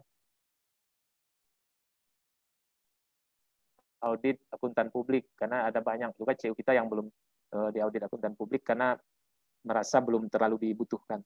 Saya kira itu beberapa hal sederhana, jadi pastikan ada peserta yang mendaftar dan usahakan panitianya proaktif, jangan mengharapkan peserta mendaftar. Mungkin kita bisa mengirim informasi soal RAT itu melalui nomor-nomor WA anggota yang terdaftar di kantor-kantor pelayanan CU-nya masing-masing. Kemudian dikonfirmasi ulang, dipastikan pesertanya berapa, lalu kemudian dikirimi anggaran apa itu LPJ, LHP dan program kerja, lah sekalian dimintakan tanggapan. Nah, lalu ketika hari RAT-nya nanti dengan Google Form bisa diedarkan daftar. Jadi saya mengetahui daftar hadir itu berapa orang yang hadir dalam pelaksanaan RAT. Saya kira begitu informasi singkat. Sudah sekali lagi ini sebenarnya bukan hal baru Bapak Ibu, tapi kita sama-sama ingin memastikan bahwa jika kita melaksanakan RAT virtual itu tidak menyalahi secara aturan dan bisa kita lakukan. Ke BKCU sendiri tahun ini sudah ada beberapa informasi dari CU yang akan melaksanakan RAT secara virtual. Jadi saya kira ini webinar yang sangat baik di awal tahun. Terima kasih teman-teman manajemen, Bu Serapin dan kawan-kawan yang menyiapkan webinar ini sehingga Ini memberi bekal untuk kita CU-CU yang baru akan mau melakukan webinar RAT secara virtual dalam tahun buku 2020. Terima kasih Bu Serapin. Terima kasih Pak Edi untuk penegasan kepada kami semua dan kita semua yang hadir di sini. Berikutnya Pak Resmi dan Pak Gusti sudah ada beberapa pertanyaan di kolom chat, mungkin bisa ditanggapi dan direspon kira-kira seperti apa yang mesti dilakukan oleh CU dan juga oleh yang dapat disiapkan untuk melakukan rapat anggota ini. Juga mungkin penjelasan juga tentang langkah-langkah pelaksanaan RAT secara virtual yang lebih konkret dan secara teknis itu mungkin perlu dijelaskan kepada kami semua. Silakan kepada Pak Resmi dan Pak Gusti. Yang mana di sana menyatakan bahwa penekanannya dari Kementerian Koperasi dan UMKM yaitu AAGN Tuspayoga bahwa untuk meningkatkan kualitas koperasi bahwa sangat ditekankan bahwa untuk melakukan RAT online itu secara online, maksudnya RAT itu ya, itu adalah dipastikan untuk meningkatkan kualitas koperasi itu sendiri. Nah, jadi kalau online itu sangat terbatas, sarananya, penyampaiannya, permasalahannya segala macam sangat terbatas. Jadi dia harus secara langsung dulu. Nah, secara langsung dulu, kira seperti itu. Jadi dengan permasalahan yang ada dapat diselesaikan. Kemudian baru dia itu nanti setelah diaudit oleh akuntan tidak masalah. Jadi kalau RAT ini hanya memenuhi dari persyaratan formal, makanya online itu adalah untuk memenuhi persyaratan juga, tetapi tidak terlalu detail bisa dijabarkan di dalam secara virtual itu. Nah itu maksudnya seperti itu. Penekanannya agar koperasi ke depan lebih berkualitas, lebih mandiri, lebih mapan, lebih bagus lagi.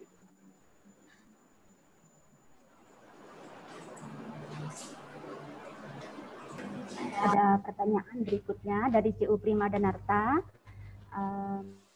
Apakah rapat kombinasi secara online mengingat tiap wilayah domisili anggota biasanya sinyalnya kurang bagus?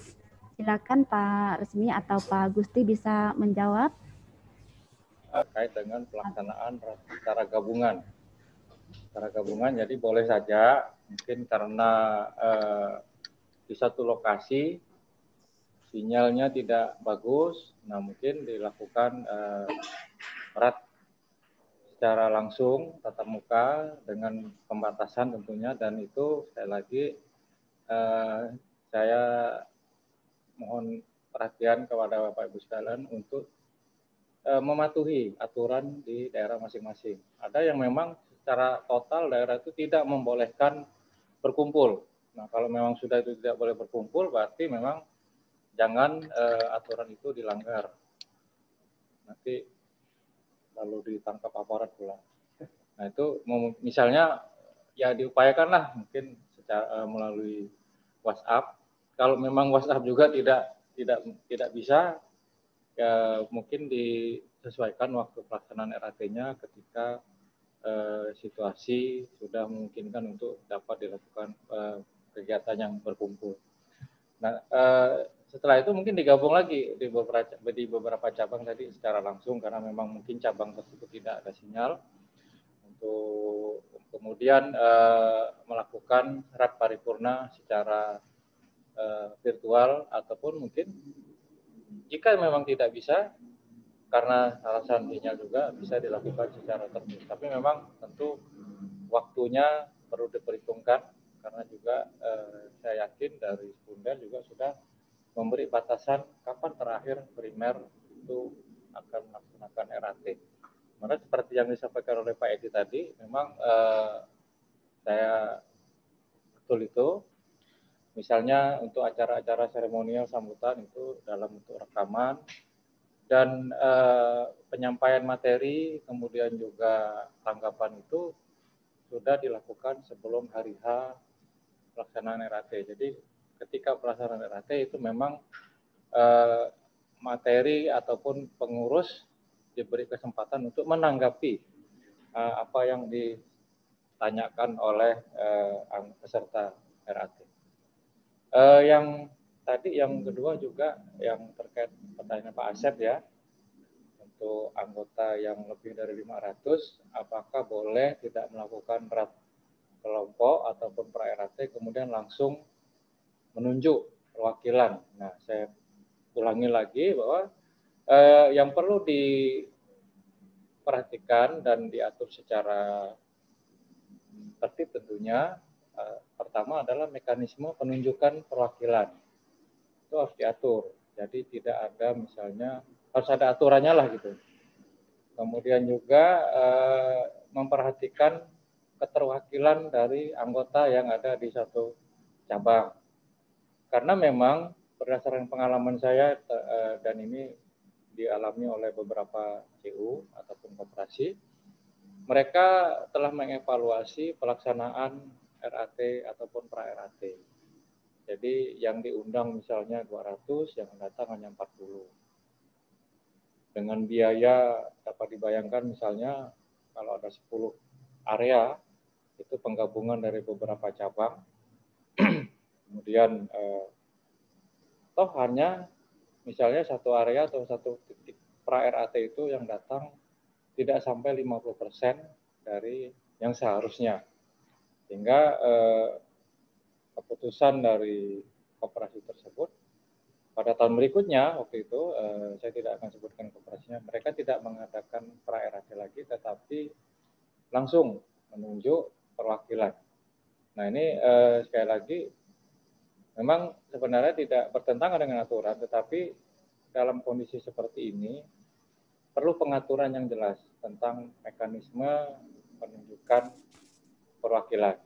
Nah, dan jangan sampai misalnya tadi mengabaikan keterwakilan dari anggota yang ada di satu cabang. Mungkin misalnya ada giliran, dan informasi terkait dengan LPJ ataupun rencana kerja itu harus tersampaikan kepada anggota walaupun dia tidak ditunjuk sebagai perwakilan dari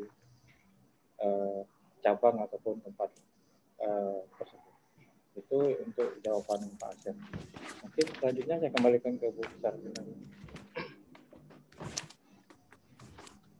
Terima kasih Pak Rosmi. Semoga pemaparan tersebut bisa menjawab beberapa pertanyaan.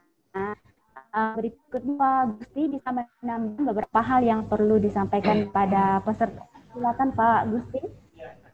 Saya ingin menjawab dari Pak Iskandar dari Intu India. Dipaparkan mengenai noise ya. Ini diatur dalam Permenkop ya nomor 19 tahun 2000. Yaitu diatur di dalam pasal ya, pasal 16, pasal 17 ya, ayat 2. Ya. 1 dan ayat 2. Itu diatur memang nanti bisa sebagai notaris atau pejabat umum membuat akta dan juga untuk menguatkan surat dalam hal ini swasta atau lembaga publik sesuatu keputusan yang mengikat harus di pejabat umum tadi itu. Saya rasa mungkin itu sudah jelas, nanti silakan dibaca dalam Permenkop, itu ada aturannya di sana. Kembali ke Ibu Moderator. Oke, baik, berikutnya bagi Romo Bapak Ibu, Pak Haji yang ingin bertanya bisa on-kan mic-nya bisa langsung bicara di ruang Zoom supaya bisa didengar oleh kita semua dan bisa direspon oleh narasumber kita. Silakan ada yang mau berbicara atau Jadi Mbak Wen. Oh iya, mari Mas Mamik. Baik, terima kasih kepada Bapak-Bapak dari Dinas Kopi. Kami ingin bertanya bahwa sebuah koperasi dapat melakukan rapat online apabila dilakukan audit dari kantor akuntan publik. Namun di CU Greda Mbawen ini memang rencana dari pengurus akan ada wacana untuk rapat anggota secara online karena melihat dan memantau situasi yang ada. Namun di tempat kami belum pernah ada audit dari kantor akuntan publik. Nah, mungkin saya bisa sedikit menegaskan Pak Edi PT Bank, apakah dimungkinkan jika audit itu sudah dilakukan oleh Puskop di DKI Kalimantan itu bisa dijadikan sebagai dasar untuk kami mengadakan rapat anggota secara online atau apakah memang harus ada dari KAP? Mohon penjelasannya Pak, terima kasih. Baik, silakan langsung Pak Rusmi, Pak Gusti atau Pak Edi. Ya. Baik, terima kasih Bapak. Memang digariskan yang namanya untuk audit memang ya secara resmi itu adalah akuntan publik. Maka rujukannya itu harus sudah audit untuk oleh akuntan publik. Tapi pada prinsipnya kita ambil bahwa tadi tujuan adalah untuk meningkatkan kualitas koperasi itu sendiri. Tapi kalau koperasi itu sudah cukup mapan, sudah cukup bagus, sudah diaudit meskipun bukan angkutan publik, kami rasa tidak ada masalah. Berarti sepanjang dia telah melakukan RAT dan sudah diaudit oleh lembaga yang ada di atasnya. Nah, menurut kami tidak ada masalah, mungkin itu bisa dilakukan. Dan itu bisa juga diterapkan kalau kesulitan melalui pola penggabungan, yaitu RAT melalui pola kelompok dan ketika itu yang sampaikan oleh Pak Rasmi. Tapi pada prinsipnya menurut kami tidak ada masalah, bisa itu dilakukan. Oke. Baik, Ibu. Oke, baik. Terima kasih Pak Mamik. Apakah bisa sudah menjawab?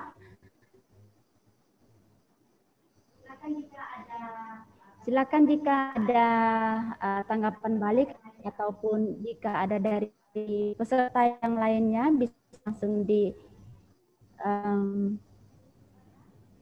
hidupkan atau dinyalakan mic. Atau ada tambahan dari Pak Edi atau Pak Rusmi, silakan. Izin, saya ingin menjawab tadi yang ditanyakan Pak Edi. Kalau nggak salah dari peserta juga, apabila ketentuan ataupun aturan tentang pelaksanaan RAT secara online itu belum diatur dalam anggaran dasar maupun anggaran rumah tangga, apakah sah gitu Pak ya tadi Pak? Nah ini saya itu sah saja karena memang di dalam Undang-Undang Nomor 11 tahun 2020 tentang Cipta Kerja itu sudah tegas menyatakan merubah pasal 22 Undang-Undang 25 tahun 92 di ayat 3 itu dijelaskan bahwa rapat anggota sebagaimana dimaksud pada ayat 2 dapat dilakukan secara daring ataupun luring. Jadi ini sebagai dasar bahwa rapat anggota itu boleh ataupun dapat dilakukan secara online. Walaupun memang di dalam anggaran dasar ataupun anggaran rumah tangga, Bapak Ibu sekalian belum diatur. Nah, ini karena sudah dibolehkan di dalam undang-undang yang disahkan pada tanggal 2 November tahun 2020. Dan ini undang-undang ini sudah berlaku. Jadi boleh Bapak. Nah, mungkin nanti ke depan mulai juga dipikirkan ataupun diatur pengaturan lebih detail lagi mekanisme tata cara dan sebagainya mulai di anggaran dasar, di anggaran rumah tangga dan di peraturan khusus tentang pelaksanaan rapat anggota, apakah itu secara tatap muka langsung kemudian secara tertulis, secara online. Nah, ini untuk mengantisipasi hal-hal yang ke depan yang kita masih belum tahu. Demikian dari saya, Bu Serena. Terima kasih Pak Resmi. Romo Bapak Ibu sekalian, dalam persiapan RAT kita yang akan datang, mungkin pada akhir bulan Januari ini sudah ada yang melakukan RAT, dan yang online-nya juga mungkin akan mulai dilakukan sekitar bulan Februari. Nah, mungkin ada di antara kita yang masih ragu, ada yang masih ingin memperjelas bagaimana hal-hal yang harus disiapkan. Silakan ditanyakan, boleh di chat atau boleh langsung di-on-kan saja mic-nya.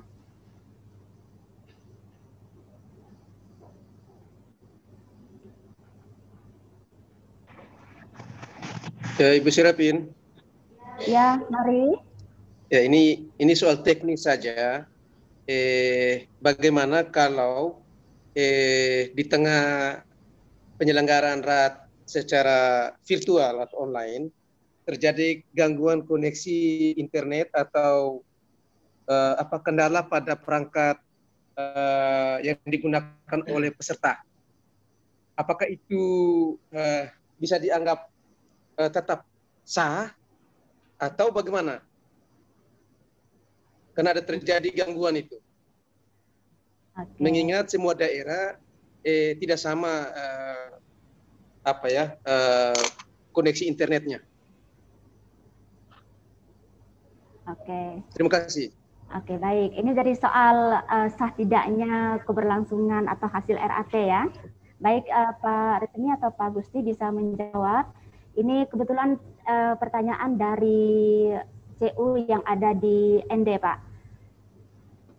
Baiklah Pak yang di ND. Jadi ketika pelaksanaan rapat secara online sedang berlangsung, nah kemudian dalam di tengah-tengah itu terjadi gangguan telekomunikasi. Nah, tentunya tadi mungkin belum jelas ya apakah, dan saya yakin belum sampai kepada akhir ya, belum mungkin LPJ belum dari anggota belum menyatakan setuju atau gimana. Nah, tapi seperti yang disampaikan oleh Pak Edi tadi, memang sebaiknya ketika akan melaksanakan rapat anggota secara online, itu bahan yang akan dibahas itu sudah disampaikan mulai dari sosialisasi, kemudian undangan, penyempurnaan, dan bahan itu beberapa hari sebelumnya. Sehingga kepada peserta yang yang dipastikan hadir, kirimkan bahan, kemudian peserta sudah menanggapi setuju ataupun ada beberapa pertanyaan ataupun catatan, dan itu nanti langsung dikirimkan tanggapan peserta itu sebelum acara puncaknya lah gitu, sebelum acara RAT-nya. Nah, sehingga panitia ataupun pengurus dan pengawas dapat menyiapkan tanggapan ataupun menjawab dan sebagainya. Nah, ketika dalam pelaksanaan tadi disebutkan oleh Bapak yang dari ND, terjadi gangguan komunikasi sehingga terputus. Nah, ini memang kalau dibilang sah atau tidak, karena memang tahapannya belum berakhir. Mungkin dapat diulang, tetapi dengan dengan agenda yang singkat, karena sudah terkumpul tanggapan dari anggota, sehingga mungkin diulang lagi dalam beberapa waktu yang disepakati, bahwa isi dari materi pelaksanaan itu adalah tanggapan ataupun kalau perlu memang sudah dalam bentuk risalah rapat ya, yang isinya tanggapan-tanggapan terhadap pertanyaan peserta. Mungkin itu dari saya, Bu. Oke. Pak Husni, dipahami apa yang disampaikan oleh Pak Guno kepada kita. Baik, silakan. Ya, masih ada pertanyaan lain?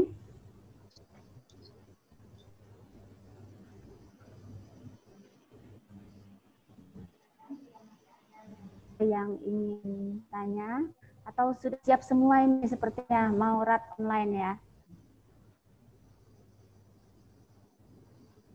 Kalau boleh saya sedikit cerita, Bapak Ibu sekalian. Jadi ada satu koperasi, waktu itu belum ada pandemik ya, tapi memang mereka melihat, mengevaluasi pelaksanaan RAT secara langsung, di mana memang partisipasi anggota itu hadir itu memang sangat rendah.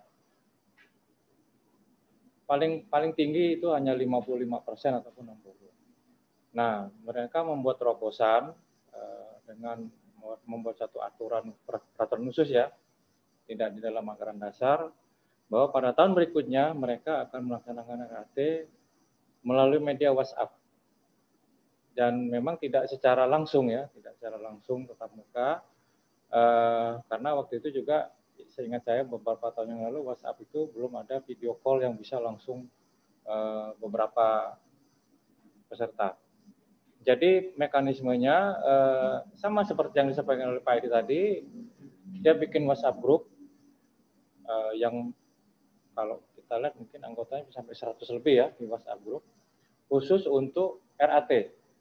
Jadi memang dari setting beberapa bulan sebelumnya, nah dari WhatsApp group itu dikirimkan sosialisasi dulu bahwa kita akan melaksanakan RAT melalui media WhatsApp. Kemudian setelah itu kepada peserta dikirimkan RPJ pengurus dan pengawas melalui WhatsApp juga. Itu bisa nanti bisa dibuka di WhatsApp web kan di laptop, sehingga bisa di print out ataupun bisa lebih jelas dibaca dibandingkan kalau misalnya materi itu hanya dilihat di handphone. Nah, jadwal selanjutnya adalah tanggapan dari anggota. Jadi memang dia tidak langsung dalam satu hari. Sudah diatur jadwalnya, tanggapan dari anggota terhadap LPJ pengurus dan pengawas. Dikasih waktu, ya, misalnya hanya 2 kali 24 jam harus menanggapi. Sudah masuk semua, ada ditutup. Tidak ada lagi tanggapan ketika misalnya waktunya sudah habis. Kalau anggota yang lain tidak menanggapi, berarti mereka tidak menanggapi. Setujulah gitu. Nah, setelah itu pengurus dan pengawas mempelajari kemudian memberi jawaban terhadap pertanyaan ataupun tanggapan dari anggota.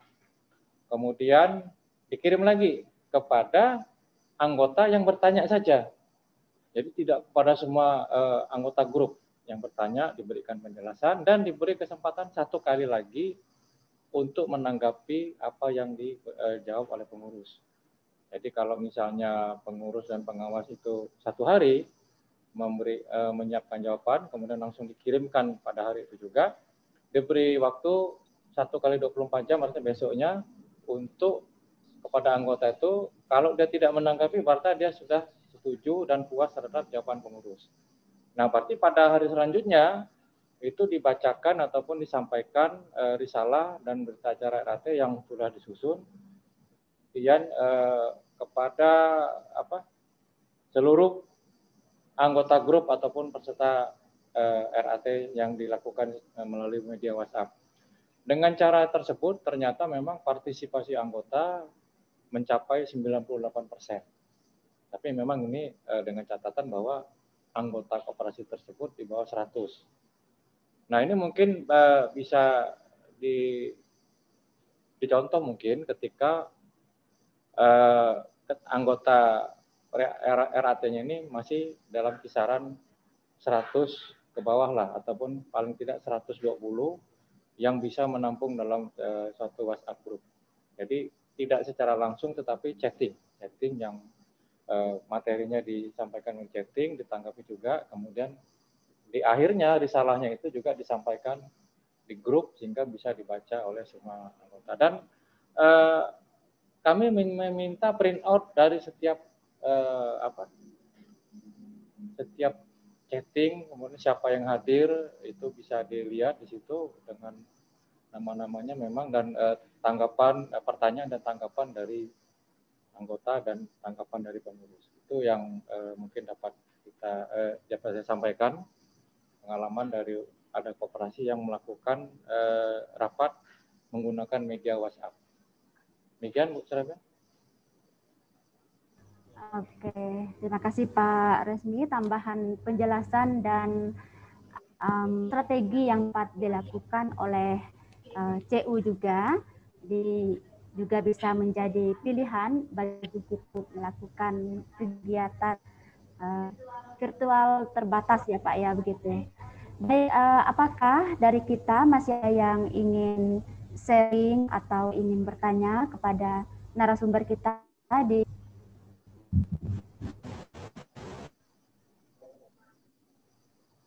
Saya Bu Srafin, selamat share. Mari Romo, silakan. Baik, kesempatan Sinar Saron akan menyelenggarakan RAT tanggal 29 Januari dan mengembangkan situasi ini termasuk perkembangan penyebaran COVID di seputaran Timur dan Lembata. Kemarin kami rapat pengurus telah memutuskan untuk menyelenggarakan RAT ini secara online. Kami sudah juga tahun lalu di audit oleh kantor akuntan publik. Lalu penyelenggaraan RAT ini juga kami telah menyelenggarakan RAT di komunitas-komunitas yang melibatkan para aktivis. Nah, pada saat ini kami juga ada punya agenda untuk pemilihan pengurus dan pertanyaannya apakah memungkinkan atau diangsa untuk melakukan pemilihan pengurus kalau ada kesempatan.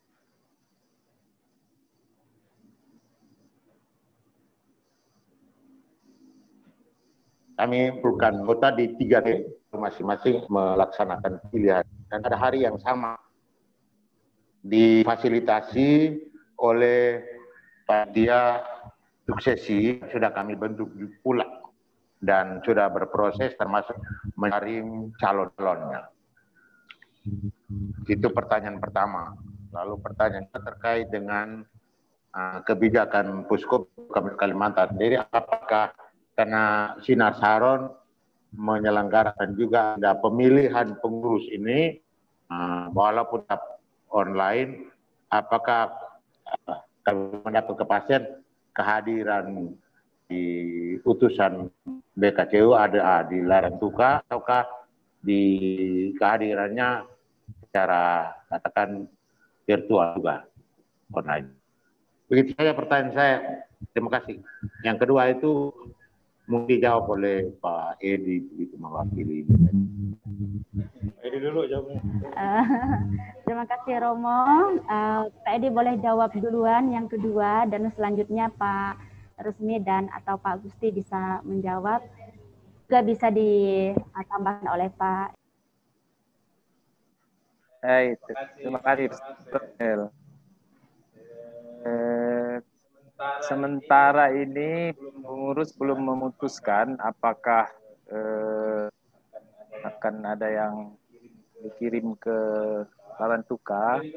Melihat situasi dan kondisi di karena kalau ke Larantuka mesti terbang sehingga ke Surabaya atau kemana-mana dan itu masih situasinya sulit sekarang. Nanti akan segera diinformasikan. Yang pasti ada utusan dari BKCU, bisa secara langsung maupun secara virtual, Pastor. Itu saja. Jadi pasti akan ada yang hadir. Kalau pengurus tidak ada, ujung-ujungnya Pastor Marcel yang mewakili. Nah, gurau aja, Pastor. Ya, pasti ada, Pastor. Cuman apakah langsung atau tidak yang ke sana itu yang belum diputuskan. Terima kasih, Pastor. Baik, terima kasih Pak Edi. Selanjutnya silakan ditanggapi oleh Pak Gusti. Baik, terima kasih Bapak atas pertanyaannya. Ini pertanyaannya yang memang agak lebih bagus supaya untuk pencerahan semua, supaya tidak terlalu terikat apakah sudah RAT atau belum, pra-RAT belum, gitu, audit angkutan publik atau belum. Jadi pada prinsipnya kita kembali sasaran dari kebijakan ini, bahwa kebijakan ini adalah bagaimana supaya koperasi ini berkualitas. Dan kami yakin, kalau untuk di Dinas Koperasi dan UMKM Provinsi, kami yakin kalau CU itu luar biasa, di atas koperasi-koperasi yang lain. Jadi dalam hal ini, karena sudah juga melakukan pra-RAT dan sudah di audit oleh akuntan publik, silakan Pak, lanjutkan Pak. Itu pra-RAT sudah menggambarkan bahwa koperasi itu sudah cukup bagus, sudah baik. Jadi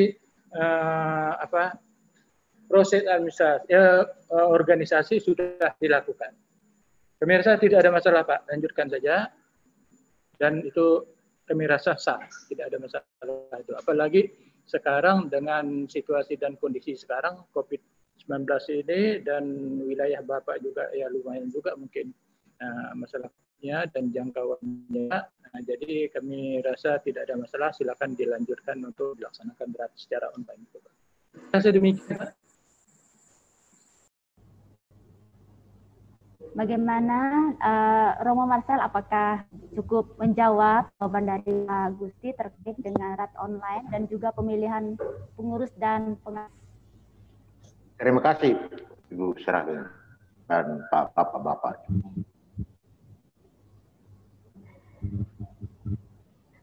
Mantap Romo. Berikutnya, apakah masih ada di antara kita? Silakan di-on-kan mic-nya untuk merespon atau bertanya terhadap kegiatan rapat anggota, baik offline, online, maupun gabungan dari keduanya. Ini sepertinya sudah siap semua untuk RAT. Bisa selesai lebih cepat daripada waktu yang disiapkan. Informasi juga kepada BKCU Kalimantan, sebagian CU juga akan melakukan kegiatan rapat anggota secara online, tapi ada juga di beberapa tempat masih dilakukan secara offline, mungkin juga terkait dengan situasi jaringan yang tidak begitu bagus dan juga masih terjaga keamanan dari COVID-19 ini.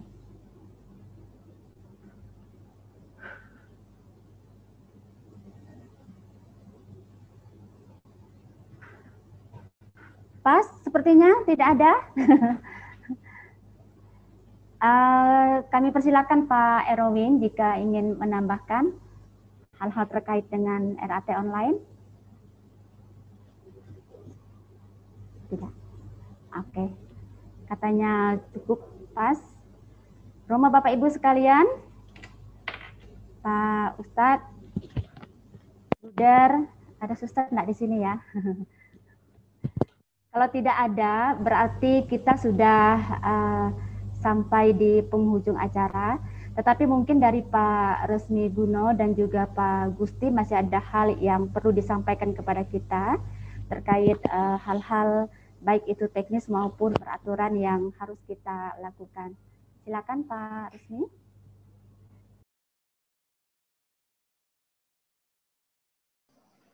Terima kasih Bu Saripna.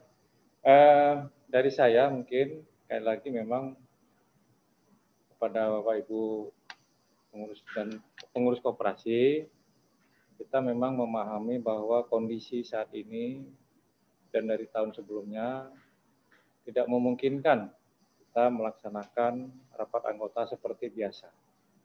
Dan oleh karena itu regulasi telah mengatur dan membolehkan hal tersebut yang di dalam Undang-Undang Nomor 11 Tahun 2020 seperti saya sampaikan tadi bahwa rapat anggota boleh dilakukan secara daring ataupun luring.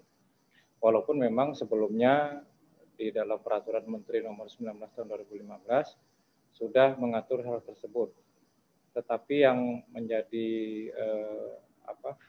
keraguan barangkali di Bapak Ibu sekalian di anggaran dasar itu belum diatur. Nah, tetapi dengan diatur di dalam Undang-Undang Nomor 11 Tahun 2020, ini menjadi suatu dasar hukum yang kuat bagi koperasi ketika akan melaksanakan rapat anggota secara daring ataupun virtual. Yang pertama. Kemudian yang kedua, yang tidak kalah pentingnya adalah apa itu suatu maklumat ataupun himbauan ataupun suatu keputusan dari Satgas Penanggulangan COVID di daerah masing-masing. Itu saran saya, karena masing-masing daerah, kami di Kalbar saja, kabupaten kota ada yang kuning, ada yang oranye, ada yang merah. Pada saat setiap bulan kalau perlu diupdate dan itu dijadikan dokumentasi bagi pengurus, manakala kita mengantisipasi mungkin beberapa tahun kemudian bisa saja terjadi apa yang kita lakukan pada hari ini dipermasalahkan oleh pihak-pihak lain. Nah, salah satu dasar kita adalah penegasan dari Satgas Penanggulangan COVID, misalnya larangan berkumpul ataupun pembatasan berkumpul hanya sekian orang dalam satu ruangan. Sehingga itu menjadi, selain tadi di Undang-Undang Nomor 11 Tahun 2020 juga larangan yang disampaikan oleh Satgas itu menjadi dasar kita sehingga Bapak Ibu sekalian melaksanakan RAT tidak sebagaimana biasanya. Ke depan mungkin saya beberapa kali mengingatkan kepada teman-teman di koperasi sudah mulai merancang perubahan anggaran dasar terkait dengan pelaksanaan RAT. Mungkin selama ini kita tidak pernah membayangkan ataupun terpikirkan akan terjadi hal seperti ini sehingga RAT itu tidak bisa dilaksanakan secara tatap muka secara langsung. Jadi mungkin itu saja dari saya. Terima kasih dan saya kembalikan kepada Bu Zarat. Oke, terima kasih Pak Resmiguno. Pak Gusti, apakah ada yang mau disampaikan kepada kami? Silakan Pak. Ibu, Ibu sekalian, terima kasih atas perhatiannya sampai sekarang ini, tetap aktif mengikuti acara ini. Saya sebagai Kepala Bidang Pengawasan dan Pemeriksaan ingin mengajak kita semua, meskipun saya yakin untuk di CU ini tidak begitu banyak permasalahan, tetapi tidak salah kalau saya ingin mengajak bahwa mari kita ikuti aturan-aturan koperasi, baik itu dari sisi peraturan perundang-undangan maupun teknis pelaksanaannya di lapangan. Karena mungkin ke depan kita akan mengalami suatu perubahan-perubahan paradigma yang mana di semua aspek kita ingin melakukan peningkatan-peningkatan. Dan kami mengharapkan nanti kita ke depan dapat bergandeng bersama untuk kepentingan semua, untuk kebaikan semua, baik dari sisi kami sebagai pelayan masyarakat, pelayan publik, maupun dari Bapak Ibu semua sebagai pengurus dan anggota koperasi untuk kepentingan kita semua, pengurus dan anggota koperasi. Jadi mari kita nanti mungkin lebih banyak berbenah untuk kedepannya, karena nanti kami kalau memungkinkan kami akan berusaha untuk meningkatkan intensitas kami nanti mungkin untuk melakukan pengawasan dan pemeriksaan terhadap koperasi yang ada. Kedua, kami sedang mempertimbangkan karena ada kebijakan dari Bapak Kepala Dinas bahwa bidang saya dan bidang Pak Resmiguno ini diharapkan berkolaborasi. Jadi kita sedang menyusun, merencanakan kalau memang ada koperasi, memang sulit untuk mengadakan RAT. Mungkin bisa nanti menyampaikan kepada kami, mungkin bisa kami kalau memang kami bisa membantu akan kami fasilitasi. Kami fasilitasi, tapi kami tidak campur di dalamnya, tetapi sebatas untuk memfasilitasi untuk kelancaran pelaksanaan tugas organisasi dalam hal ini untuk kepentingan koperasi dan anggotanya, baik pengurus maupun anggotanya. Kami rasa demikian itu yang dapat kami sampaikan. Mudah-mudahan kita ke depan bisa lebih baik Dan selama saya menyampaikan materi ini, kalau ada kekurangan, ada kesalahan, saya mohon maaf yang sedalam-dalamnya. Dan atas perhatian Bapak Ibu semua, saya mengucapkan banyak terima kasih. Wabillahi taufiq wal hidayah. Assalamualaikum warahmatullahi wabarakatuh. Selamat siang dan salam sejahtera untuk kita semua. Saya kembalikan ke Baik, saya lagi terima kasih Pak Gusti, Pak Resmi dan Pak Gusti, terima kasih sudah hadir bersama kami dan menyampaikan materi tentang pelaksanaan rapat anggota secara virtual maupun tertulis dan mungkin gabungan keduanya. Pembelajaran yang sungguh luar biasa di awal tahun ini. Sebelum terlambat, saya kira belum terlambat juga selamat ulang tahun kepada CU Amudi Laras dan juga CU Bonaventura. Tetap semangat dalam pemberdayaan kepada anggota. Kita juga turut berduka terhadap korban Sriwijaya SJ 182 tujuan Jakarta Pontianak, tetapi puji Tuhan rasa-rasanya juga tidak ada keluarga kita yang menjadi korban di dalamnya, tetapi kita turut berduka untuk korban yang peristiwa yang terjadi.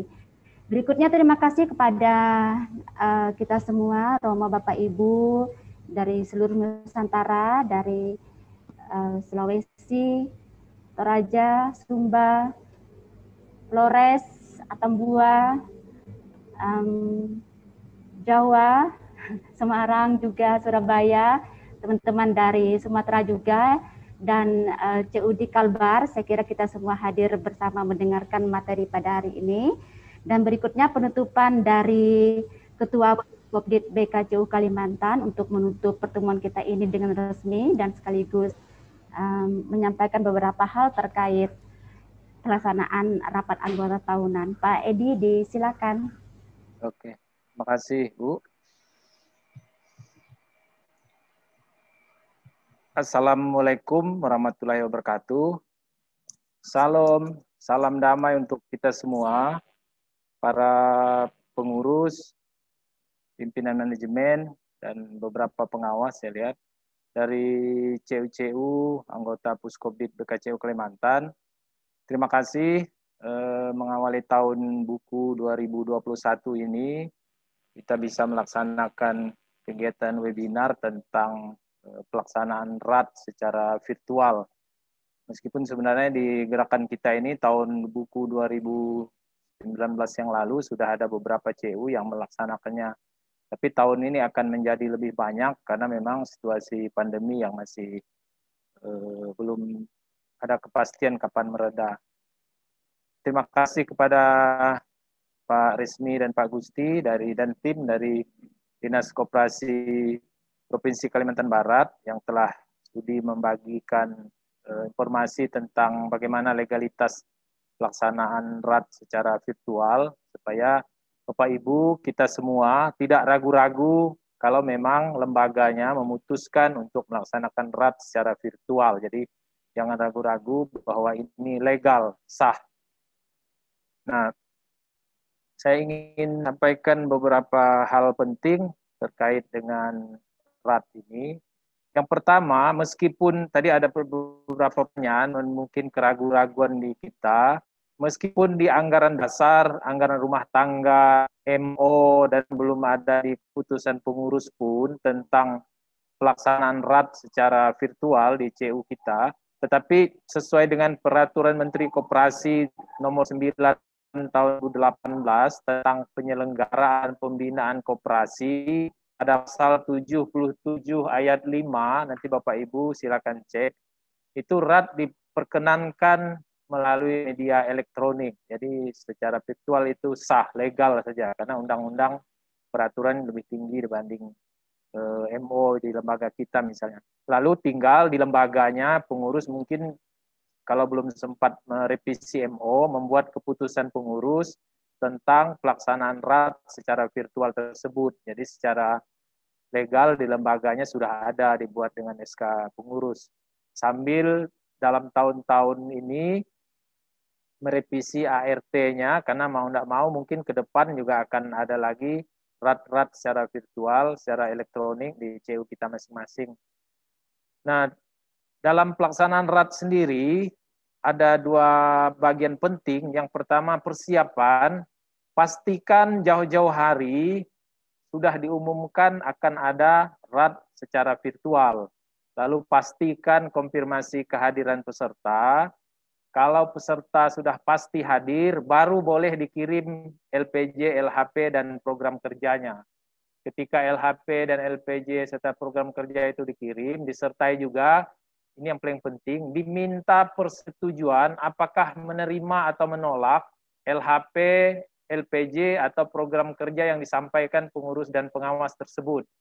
Sehingga ketika pada RAT hari H plenonya, pengurus itu tinggal membacakan sekian peserta menyetujui LPJ, sekian menolak, sekian menyetujui LHP, sekian menolak, sekian menyetujui program kerja, sekian menolak. Jadi tidak lagi dihitung pada hari H pelaksanaan tersebut. Termasuk pertanyaan dan saran disampaikan ketika para peserta sudah menerima program kerja, LHP, dan LPJ yang dikirim tersebut. Nah, tentang quorum, ada juga pertanyaan-pertanyaan tentang quorum.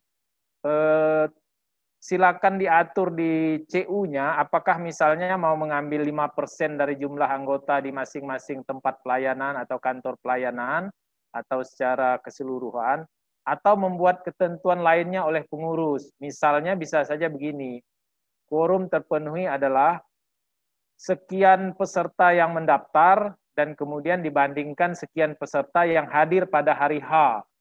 Misalnya yang mendaftar 500, yang hadir pada hari H itu 400. Nah, persentase quorumnya dari 400 dibanding 500 tadi berapa persen. Bisa saja dibuat begitu, tapi dibuat aturannya, ketentuannya di lembaga, di CU-nya masing-masing. Kemudian pada hari H, penting sekali memastikan sarana dan prasarana virtualnya itu berfungsi baik.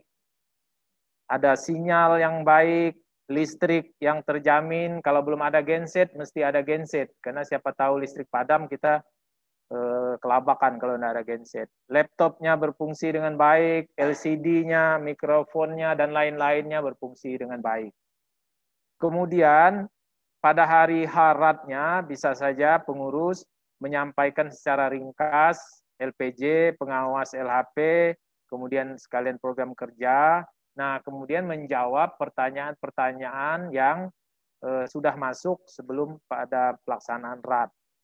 Nah, jadi pada RAT itu, sebelum hari RAT virtualnya dilaksanakan, pengurus dan panitia sudah menyiapkan draft SK untuk quorum, untuk tatib, untuk LPJ, untuk LHP, untuk program kerja. Jadi ada 5 SK yang harus disiapkan. Lalu 1 berita acara RAT yang di dalamnya isinya, berita acara RAT itu isinya 5 SK tersebut, disertai penjelasan lain. Jadi saya kira itu beberapa hal praktis yang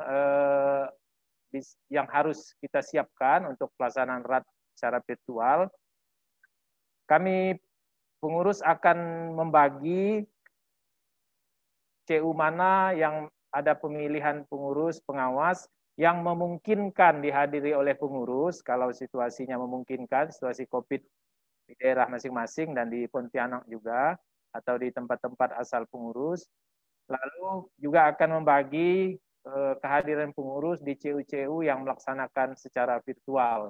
Nanti akan membuat sambutan video di taping, nanti tinggal dikirim ke CU-CU, jadi PCU tidak lagi kesulitan.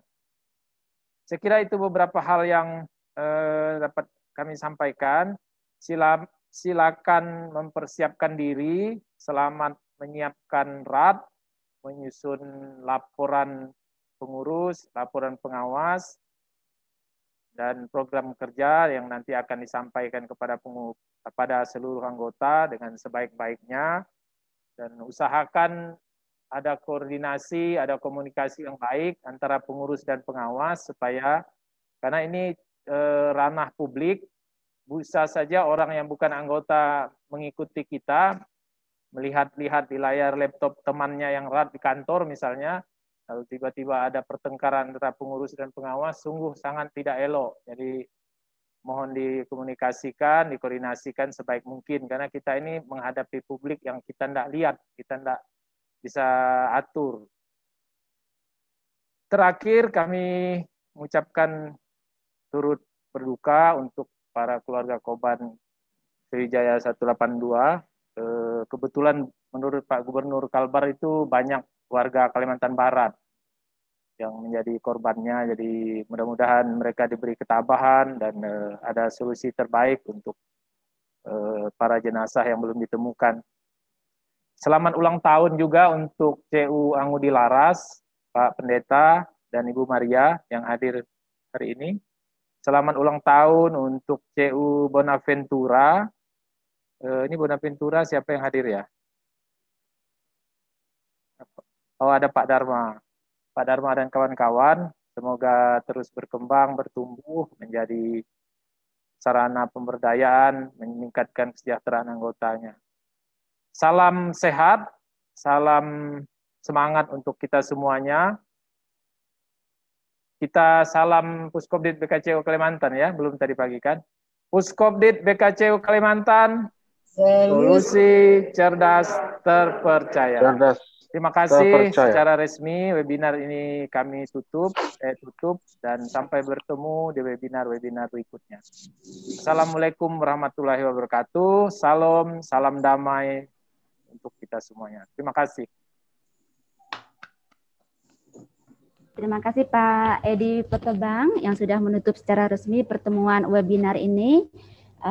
Romo Bapak Ibu sekalian, kita juga mesti menutup pertemuan ini dengan doa, tetapi nanti setelah selesai dilakukan penutupan dengan doa, kita masih bisa berbincang-bincang, siapa tahu ada di antara kita yang ingin pertanyaan non resmi kepada teman-teman di BKCU, itu juga diperbolehkan.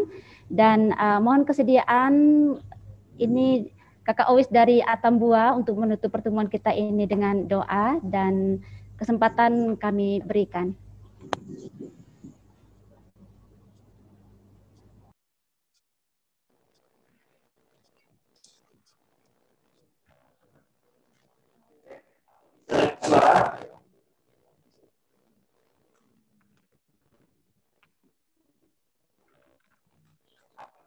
Sudah bisa mendengarkan suara saya teman-teman di seluruh Nusantara Republik ini? Sudah baik Kakak Owis, tetapi masih kurang jelas dan kurang jernih. Mungkin bisa suara robot dia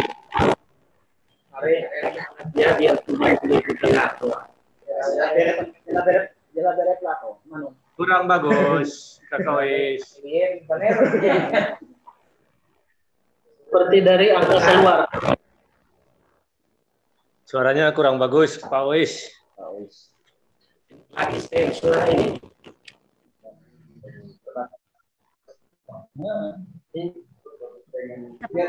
Kakak Owis. Asli, sudah asli.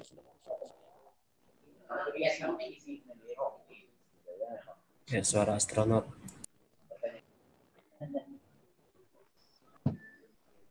Suara staf.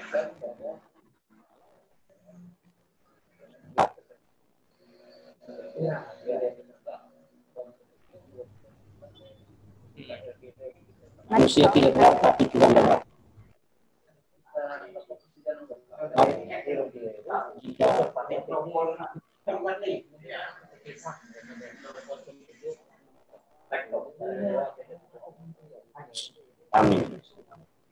Kami bersyukur kepada-Mu.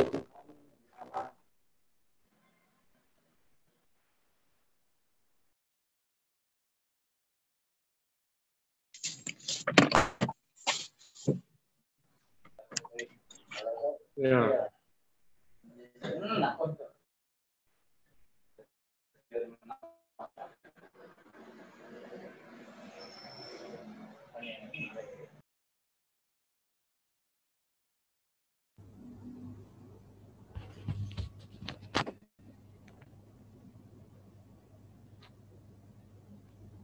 Amin. Dalam nama Bapa dan Putra dan Roh Kudus. Amin. Baik, terima kasih kepada kita semua. Jangan lupa pesan Ibu 3M, mencuci tangan, jaga jarak, pakai masker, supaya tetap aman selalu di tempat kita masing-masing. Teman-teman tim dari Koperasi, terima kasih untuk kita semua.